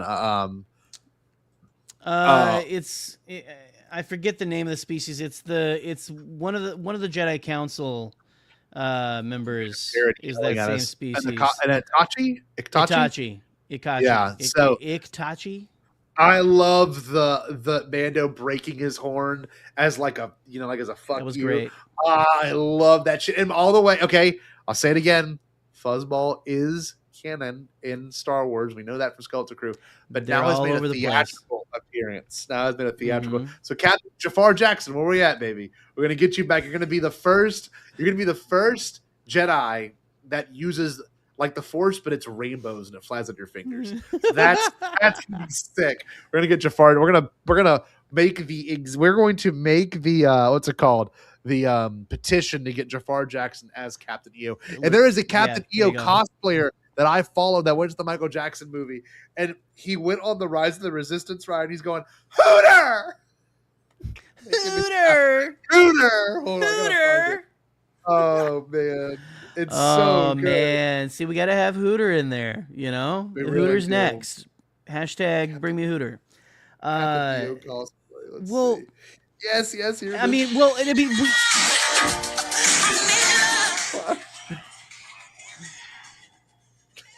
Oh my god! This guy went to Resistance by himself. That's awesome. At what point he goes, Hooter! Hooter! Right here. That's fantastic.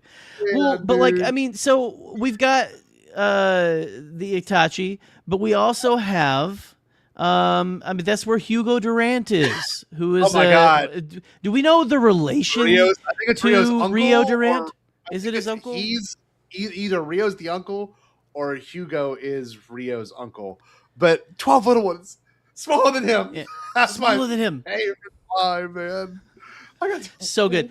So Martin Scorsese, just having someone in there that is just like an alien that is just Martin Scorsese was fantastic. I mean, just the people were talking about they have the Scorsese hand movements and everything. Like, hey. It's going up It and down. was so good. I love the rendition of the Mando theme that is just like is it like Italian music or something like that, or like a do do do do do do. I was like Django Reinhardt, who was a jazz guitar player, but I think it was channeling a Django Reinhardt sound. Oh, my cousin Troy. So I saw it with Troy. The Troy? last new one we saw in theaters together was Rise of Skywalker. So it was nice to see that again. And his son's 9, by the way. So it was Aiden's first time seeing it. So that was a full circle for me, because I remember being 9, 21 years ago, seeing Revenge of the Sith ending with my cousin Troy. So it was like a huge bookend. Like he is now old enough to see these new Star Wars in theaters, and just like Eleanor loved it. I was gonna say Eleanor's 9 too. I mean, it's just like it's a great age, and she's just now starting to grasp onto it a little bit. Yes. God, what an excellent experience that was. No, like, I was just gonna say with Hugo Durant and the Hugo Durant of it all. I'm ready to see more Ardenians. We've gotten a few, but I want to let's see more of those guys. They're so good and dynamic. It's a great new Star Wars species that's different. It harkens to the prequels and the original trilogy. It just feels very Star Wars, but very unique. And I agree. I love it so much. So this is something too that I wanted to speak to as well. Obviously, we talked about the soundtrack earlier, but like this one has been the most re-listened to for me since The Force Awakens. Like listening to it intently. And the thing I want to say about this too is I remember being a kid and getting the Revenge of the Sith soundtrack on CD, and there was a bonus DVD on the back where it was like Ian McDiarmid like talking about the music of Star Wars. We can obviously never play on the stream because we would get taken down instantly. Right. It shows footage and video and the sound and everything. But like it felt like that again, like listening to the soundtrack. Like I can picture the whole movie in my head just based off the soundtrack alone. And I mean, I just feel so thankful that this was a theatrical experience that I think for a lot of people have been very fruitful. I'm glad that everyone I know has loved it. I'm again like Trey, who likes Star Wars as much as we all do, but Trey's a little bit more critical. And when he came out and he was like, I loved it, I was like, that made me feel better. And my buddy Eric, who's pretty critical on the TV shows, he came out and was like, my God, I loved it. And like, I'm like, okay, so is this the new unifier? Is this going to be the new Rogue One in the sense of like, oh, wow, like, is this going to be the one that, or is it going to be this has no plot complaint that I've been seeing, or this ruins Star Wars? It might be the one that it might be a divider, and maybe more, maybe not as much as like some of the others in the past, like Last Jedi or anything like that. But I think this is going to be one where either you love it or you hate it. No in between. Yeah. No in between. Frankly. Oh, look. So Trey went back to see it again in IMAX. So there you go. Exactly. So like to have, I'm going to say this, Trey gave me all kinds of shit. But when I saw The Phantom Menace 9 times in theaters, he's like, I don't see the point in that. You're wasting your time. Like, now I've got a friend of mine who dogged on me for seeing something multiple times and saying, okay, he's seeing it. You know, we got Curtis saying he's seeing it again tonight. So like, Curtis? I think it is Curtis. But yeah, I'm just, it left such a good, like, I felt left feeling so refreshed. I felt very light. You know what I mean? Like, I agree with Eli here. Like, I don't know many people that left it hating it. The reception has been so silly online when you look at people's comments, but like, it proves a point that like what Star Wars can do effectively is just telling a really good story that is fully complete. And that is a fully complete story all within itself. You don't have to really have seen the show, which was nice. Like I had my whole family. I was like, people were asking me, do you have to see the show? And I asked Alex and Molly because they had seen it a week ahead. And I'm like, do you have to see the show? They're like, not really. He's like, as long as you know the dynamic. So me and my girlfriend watched, we watched the first 3 episodes to prep her. And she goes, oh, I kind of get the dynamic. And I'm like, that's all we needed. Like as long as you understand the dynamic between them, now you can watch a movie which is so Star Wars and go back and watch the show. You could have a kid like Eleanor who's seen it, but maybe there's a kid that hasn't seen it. It's the idea of like this is the new entry point for Star Wars fans. Like you could say, yeah, you can just watch this movie if you want to get a feel for what Star Wars is. And if you really like it, you can watch the show. It's all on Disney Plus. Like, Yeah. I almost hope this movie does an Avatar where they wait like 6 months before it comes to streaming. I kind of want to like have a break from it. I don't want it to be one of those like August 1st, you can watch it digitally. Like, I really hope it has like a little bit of time for it to marinate. You know what I mean? Like maybe a Christmas release. I don't know. Rise of Skywalker is quick. Rise of Skywalker was December to May. Or no, December to March or whatever it was. It was because they released it on Disney Plus immediately on digital because of the pandemic. It was released because the world shut down. And they're like, here you go, stay inside. Here's this. Here's this blue. Here's the blue cut. Here's the cut with less blue, which was such a wild thing that we can actually say we experienced. That's a whole. That could be next week's discussion. Did we like him more blue? You know, and/or so blue. Tross is so blue. I just love that the serious swings in this movie felt as serious as they should be. Like the LBC didn't die. Pretty serious, man. Yeah, pretty serious. You know what I mean? Like that was on screen for kids to experience. Like we did watch Rey die in Tross. That's a big one. Like Rey does die. That's you know what I mean? Crazy. Yeah. Yeah. Let's see. Hold on. I'm sorry. I always look at the comments real quick. Like this, Curtis, you're right. I mean, some of those movies that don't really have like the direct narrative are kind of challenging to some viewers. But the second you accept it and watch it and you take it all in, like this movie's narrative is pretty unique. But like you still accept it and watch it, you kind of fall more in love with how unique a story can be. And this story is unique. It's and look, another one. It's my favorite of the prequels. It's up there for me. Yes. The snake. Oh my god. What was the name of it? The dragon snake. Dragon snake. So it's what swallows R2D2 on Dagobah. Yes, I did not realize that was supposed to be a dragon snake. Let's see. Oh, this is wonderful. Joyous Roamer. So we only saw Trapper Wolf twice and only had one line. Should we have gotten more?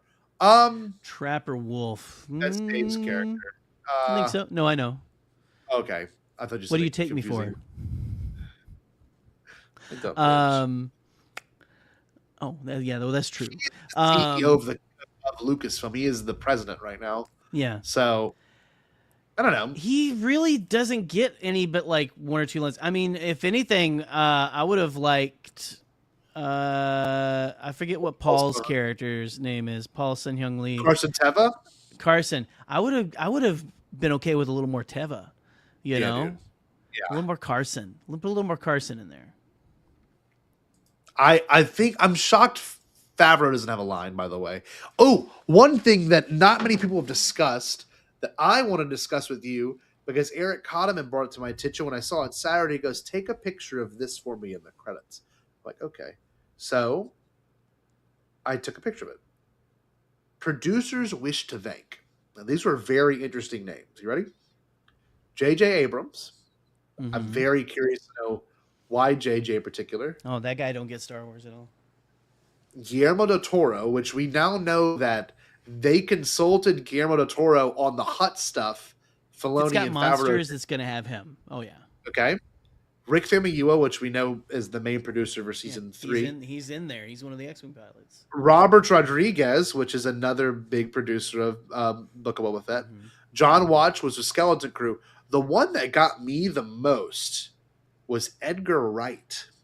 I have no idea. Oh, okay. So JJ was the Anzellans, but why Edgar Wright of all people? That's the one I can't quite understand. The next one is Taika. So Taika obviously being involved in The Mandalorian as well. Maybe I'm confused. I don't remember who MJ Anthony was. EMJAY Anthony. Was that another director? Let's see. I'm not sure. MJ Anthony. Oh, he's a kid. Hold on. This kid's very familiar. He was in Chef. Who? That's so odd. Why was this kid thanked? This is the kid. This is Jon Favreau's son from Chef. Hold on. Yeah, I mean, maybe he provided a voice that we just aren't aware of. I mean, Favreau did direct it, so maybe he's got like some. Maybe he helped with some little element or something. Look at this, huh? Okay.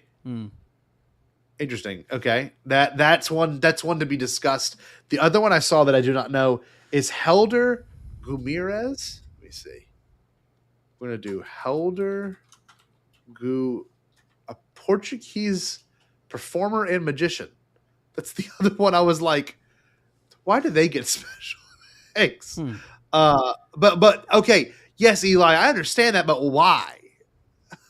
That's not it. Telling who they are makes sense. I agree. Yeah, but why? I just maybe they consulted him on some scenes. Yeah, it's so strange, huh? Yeah, that is odd. That's another one I just wasn't expecting. And then the other one they thanked is the California Film Commission, Film LA Inc., and Disney Imagineering. So those all kind of make sense. Also, the very first one to be filmed entirely in LA. So that's a big one. Or Edgar Wright. So yeah, maybe a set visit, but it still doesn't. That wouldn't be enough to get a special thanks. I mean, that's the last credit before the movie ends. It's literally that credit.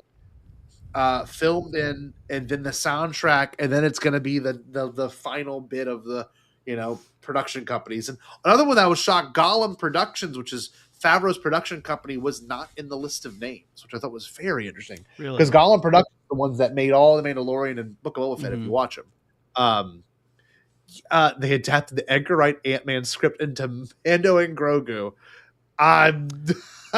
There's no heist. There is a heist aspect. Maybe they consulted him on how to pull off a heist effectively. I don't know. So there's that kind of stuff that I can't wait to speculate more on. And, here's where I'm going to get kind of salty. We've had a lot of people in our space, get the opportunity to ask him good questions, Favreau good questions, and some are really good. I loved watching, oh my God, Mark Ellis interview Sigourney. That was a great interview. Some good questions. Gerry had a good interview.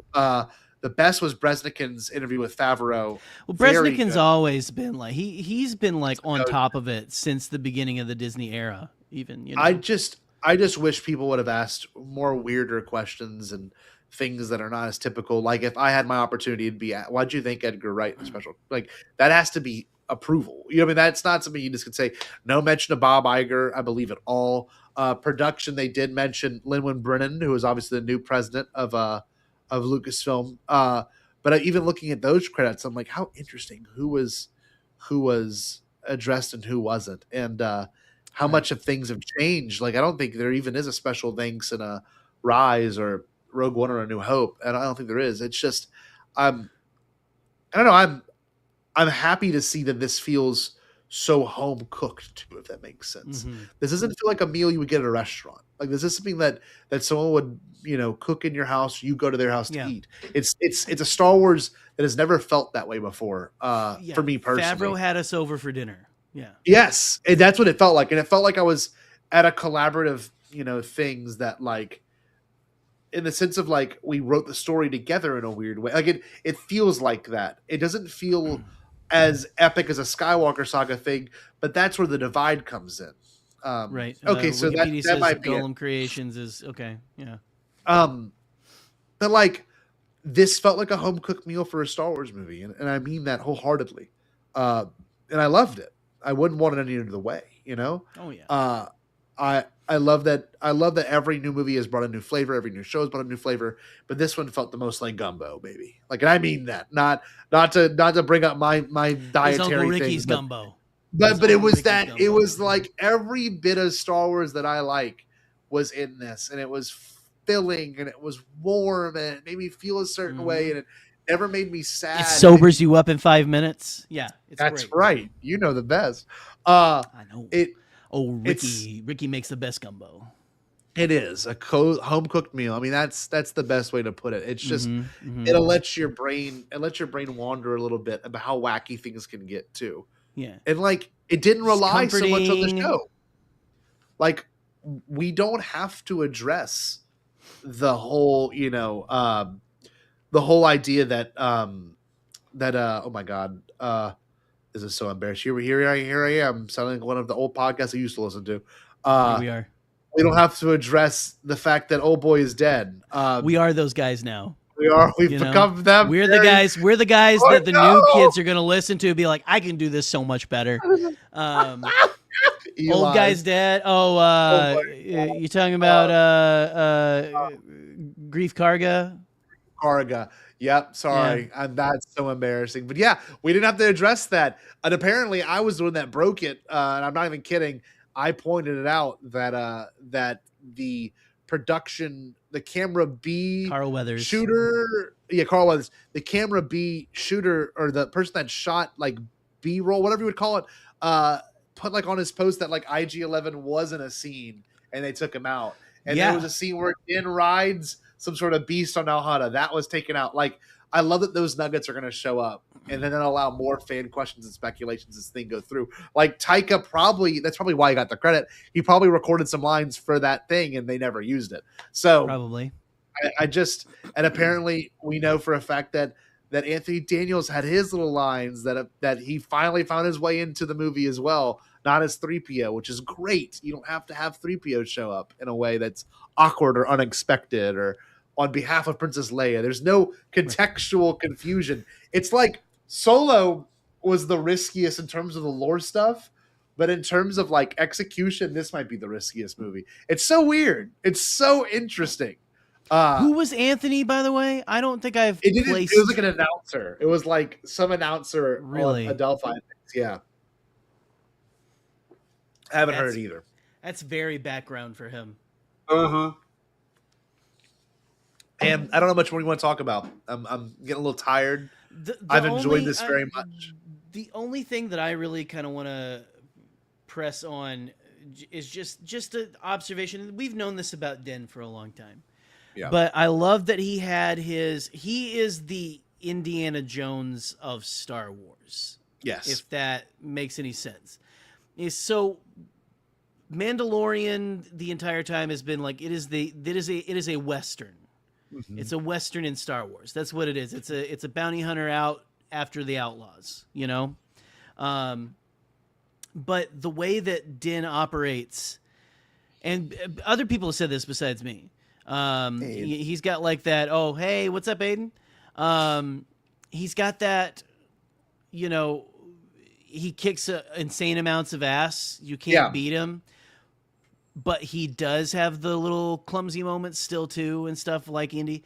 But the thing that gets me, he had a moment, which is like one of my favorite Indy moments is, and I think you know this from Crystal Skull, when they're in that warehouse and that one Russian dude is like, has got his buddy who turned against him in the car and he's like playing chicken with him. He's like, you don't know him. You don't know him. You don't know him. And Din, to me, had a moment like that where he does that entire sequence where he comes in through the back of the AT-AT, takes out all those dudes, then the door closes and you got the Imperial warlord going, did you get him? Did you get the Mandalorian? Did you get him? Did you see him? Yes. Or he's like, did you see him? Did you see the Mandalorian? And that guy's just like terrified. God, it's so good. It's just that to me is that like whole. I had that realization today. It's just like, hey, man, that's like that. They're like, you don't know him, kind of moment, you know. What's that in the salt bar too, where he comes and kicks everyone's ass, breaks the horn, and then goes to the meeting, comes back out with a huge chunk of salt, drops it in his cup, and walks away. I'm like, that is so badass. That is like, oh my god. And then they go to the Nazi hideout place, which was so cool. The beach scene, 100%. So and big. That's another thing that I want to say. So, do you think that's another planet, or do you think that's just another side of Shikari? Oh, because I don't know if Shikari, if it's the whole planet, if you got Shikari, the city, which is Chicago. What I was thinking, at least on my second viewing, was, Oh, this is the estate, the big estate on Lake Michigan. Okay, Is what it felt like to me, because it looks like where I live, kind of like out on the by the sand dunes, and there's like a lot of big houses and stuff on, you know, and that's where the rich people live, you know, and that's where he would live. He would live out, he wouldn't live like in the slums in the city, you know, making flat meat fries and stuff. He would be out, it is estate and everything. So I want to, I really want to know if we know that yet, if they've said anything about that. I don't know. Chicago. Yeah, I love Chicago. Also, beach is true. I feel like that planet is probably space. Oh my God, Jerry! Speaking of beaches, Illinois/Michigan. Speaking of beaches, we didn't even talk about this. When you see probably the most heartwarming shot in all of Star Wars, the same level of heartwarming as Grogu. We barely got to talk about that heartwarming on Grogu. And R2D2 in the end of season 2 finale, where he's kind of bent over looking at Grogu. That was the same feeling I felt watching ROTTA and Grogu play on the beach. That worked so well. They linger on it.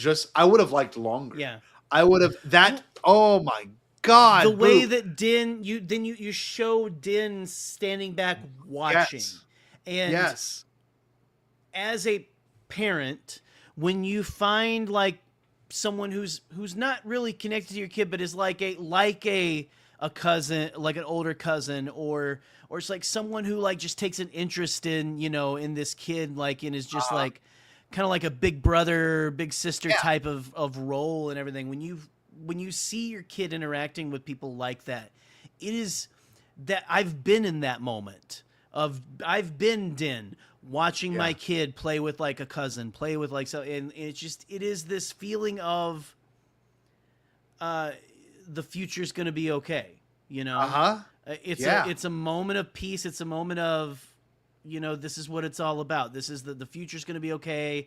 The future's in good hands, you know. It's a lot of emotions. You know, it's amazing. But that was one of my favorite parts of the entire It was the sunset. It was the way it was shot. ROTTA rolling in the when sand. He splashes him and he's giggling like crazy. Also Grogu jumping on his bed was fantastic. I'm sorry, I got to just not to pull it away from that, but when he's like in there and he's just giggling, he even snorts. I don't know if you noticed. He goes and stuff. It's so pure. It's so wonderful. Oh man. This is everything with ROTTA protecting Grogu, actually. The entire thing. So from the moment we see him and he's wanting to feed him and everything, and then he comes in there and he's like so gentle with him, which is a side you've never seen of a Hutt, right? Like we've never seen anything like that. Watching that moment was a payoff of the whole thing, season 1, 3 to now. Yes, it just did. It felt so real. But that triumphant moment whenever Grogu, you know, turns off the machine that he's like being tortured in and is trying to wake him up and he's about to get eaten, just how pitch perfect is that? Leave him alone, you know? Just like, and Grogu gets thrown, but it's one of those things where you're like, I'm throwing you to safety. Yes. I'm going to take care of this and everything. Just like that. Oh, that was so. It's just like there's so many good emotional moments with them. I love the part where the stormtroopers pull up in there into the back of the Razor Crest, and ROTTA's just like, bam! And then again, I love that was like, you know, most people were like, oh, you know, Zeb saying I like this kid about Grogu or whatever. Yeah, I love that line was directed at ROTTA. I loved it. And now they're like going to be buds and everything. He's like, and again, at the end, when he's like, I want to join the New Republic, and Din kind of being like, I don't think you'll fit in, but Zeb being like, nah. Well, you're welcome here. You're welcome here. Let's go. Let me buy you a drink. Just like, such a ROTTA was really such a pleasant surprise. I mean, we knew, I think, that it was going to be cool what they did with him, but to expect that much emotional storytelling from him, that many moments of just so much heart, was special. It was huge. Special. it was huge in a way that I wasn't expecting. You know, like ROTTA was the standout emo kid by the end of it. ROTTA was the like, I have to own the figure. And the only figure we're gonna get of ROTTA is unfortunately a kid's toy that's It's a been Hot announced. Toys. And that Or it's that, a- or that. oh, There's the that Hot in the Toy. Hot Toys. I can't afford the $200 Hot Toy of ROTTA. I just can't afford it. That's just not. And Right. if they did an $80 Black Series, I would buy it today. I would put it on my credit card. I want a Yeah. Black Series of ROTTA. It's just such a cool design. He's got Jabba's like slanted off-kilter nose a little bit, but like it's so the scar across the lip and on the chest and the tattoo on the back of his head, like it's just so cool. And then of course when they showed the baby, and it's spinning, and it's obviously the model that Jon Favreau painted. I just loved how that got a crowd audience laugh. You know what I mean? Right. When they showed baby Stinky the Hut. God, that was special. He's the standout character. I mean, I just love that he's the voice of reason. He's relatable in the sense of like getting his freedom and fighting for it. Him driving that speeder was so cool. He like tears all the seats out and just sits Sorry, in it. I gotta go. Yeah. Look at his tail's kind of hanging out too a little bit. Sorry, Mando. Oh God! As a kid, Yeah. that would have been my favorite scene right there. The chase in the city. Oh, The end of that's kind of funny to me though too. Whenever like Zeb catches it, but then when Mando like puts his arms behind his back, it's like a very Cops moment. it you does. know? Yes, it does feel that way. He's just like, can't blame the guy for trying. you Trying. know? He's got Oh, big by the arms. way, also, I thought of you whenever he was saying, I want to be my own man, because of that line from A New Hope that they added in the, when like, Jabba, you're a wonderful human being. I thought of you in that moment. I'm like, I did hey, not man. even think about that. now you are, aren't you? My God, you piece of shit! You just ruined that whole movie. I didn't even think about that. No, now that makes that moment even more You're like this, terrific like, you human know, being. you're a Oh wonderful my human God. being. Only Jerry could have came up with that. Holy! It was the first shit. viewing too. I was like, he called himself a man. What a good revelation. That is that You're it welcome. continues You're that you're a welcome. terrific human being. Holy cow. I love the torture. I would have not have thought of that. Jesus Christ. That's so good. But listen, you can still love the ROTTA is just your flavor, right? Sure. You know? Yeah. I just love that character resonated with me so much. And like the desire to be better, and you know, you can't help him, you can't blame him Yeah. for wanting that, you know. God, it's just the payoff of him being saved by Grogu in the end. We didn't even talk about that. Oh Holy my God, yeah. shit. When he That looks, was- oh man. Selfless. Grogu being Grogu. He sees who's acknowledged him and who is sweet to him and who is taking care of him, and he saves him. And like, Well- I was like, I didn't think ROTTA was gonna die. I didn't think he'd be you know, force lifted though. That's not where I was going at all with that in my brain. No, not at all. But I mean, it was a great reveal though. It was a great reveal. And music swelling. I mean, it shows again. Not, and this isn't a thing because he's a Hutt and he's huge. This is just we're seeing the like Grogu's skills in the Force, especially getting better because he's not falling asleep when he does like big things. Nope. He did multiple things with the Force there, Yeah. and didn't fall asleep. Didn't like Yep. you know he didn't get tired and things like that. So he's really coming into his own. I agree, Brian. Yeah, it is the exactly. Mud Orton scene, just from a different perspective. Mhm. It's the idea that we have gone full circle with this character, and like, you know, he not only is saving. Obviously, Din doesn't need to be saved in that moment. It's ROTTA that needs to be saved. A character Right. that they met, kind of like how Din has met people.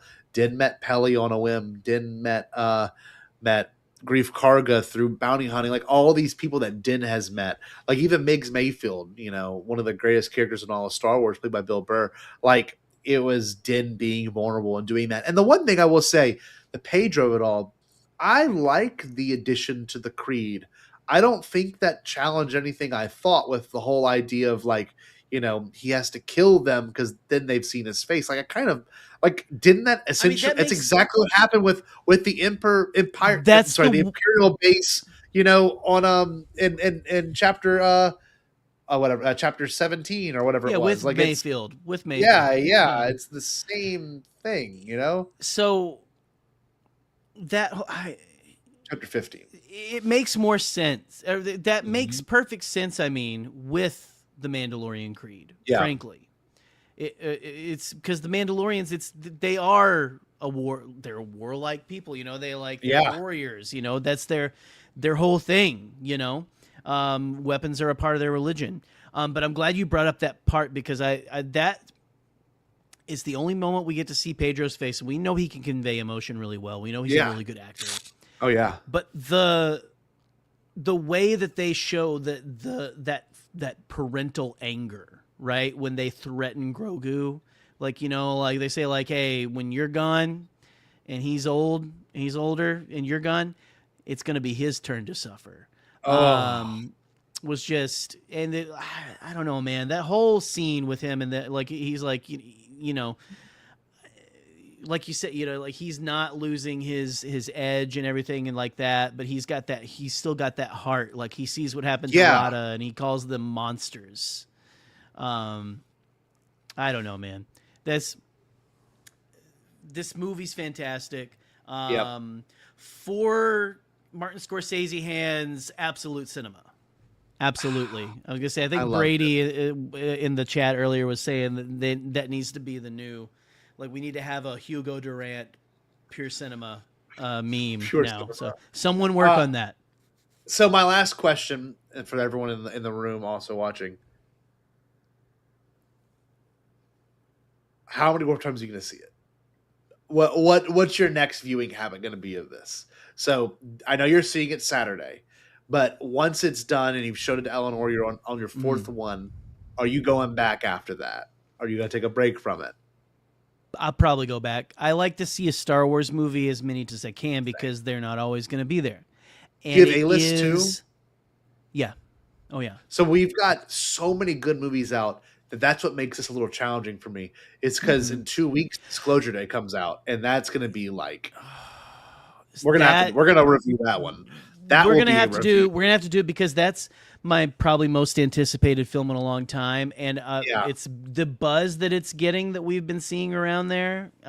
We saw a tweet today that was kind of funny, but just with people replying to it, but the fact that it is getting, like, I didn't know that it was getting like such high praise already. Like, I think they were saying it's one of his best. Oh my God. For Spielberg, for Steven Spielberg. I've got a coworker who gives me jokes with me about how I glaze Spielberg and everything.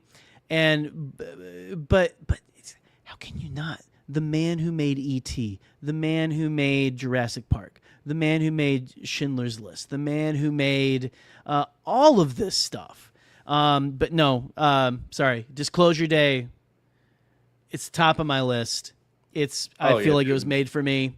I'm ready. I gotta rewatch Close Encounters. Well, it's Disclosure soon. Day.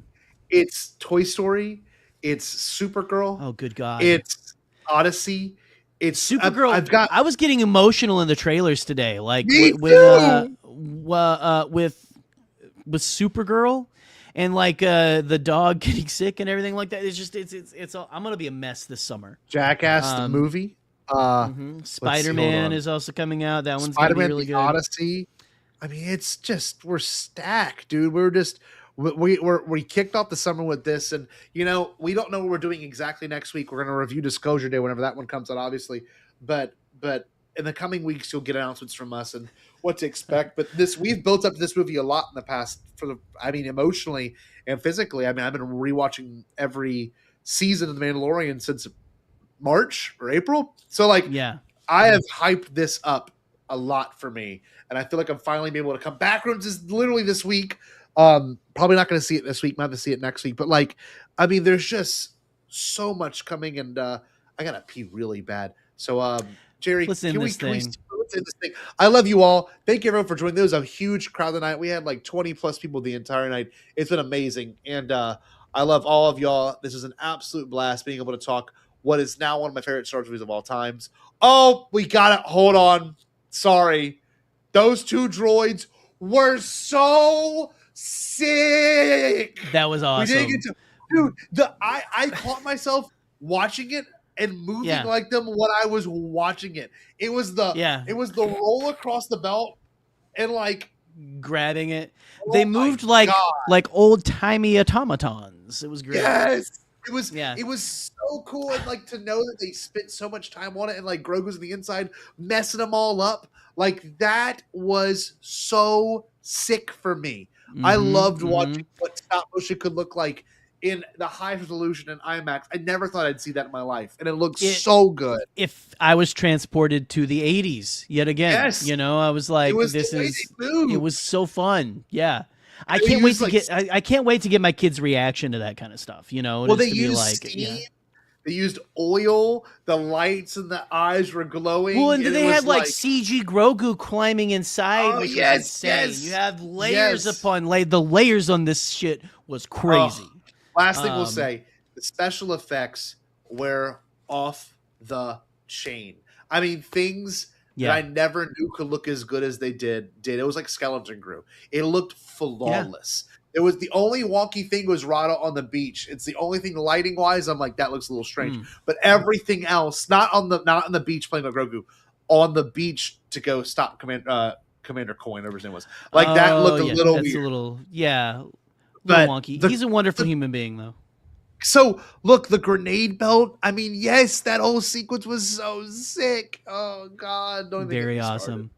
Oh, we love you. Well, we gotta close this out before Scotty pisses his pants. But I mean, I almost am gonna do that myself too, just from the excitement.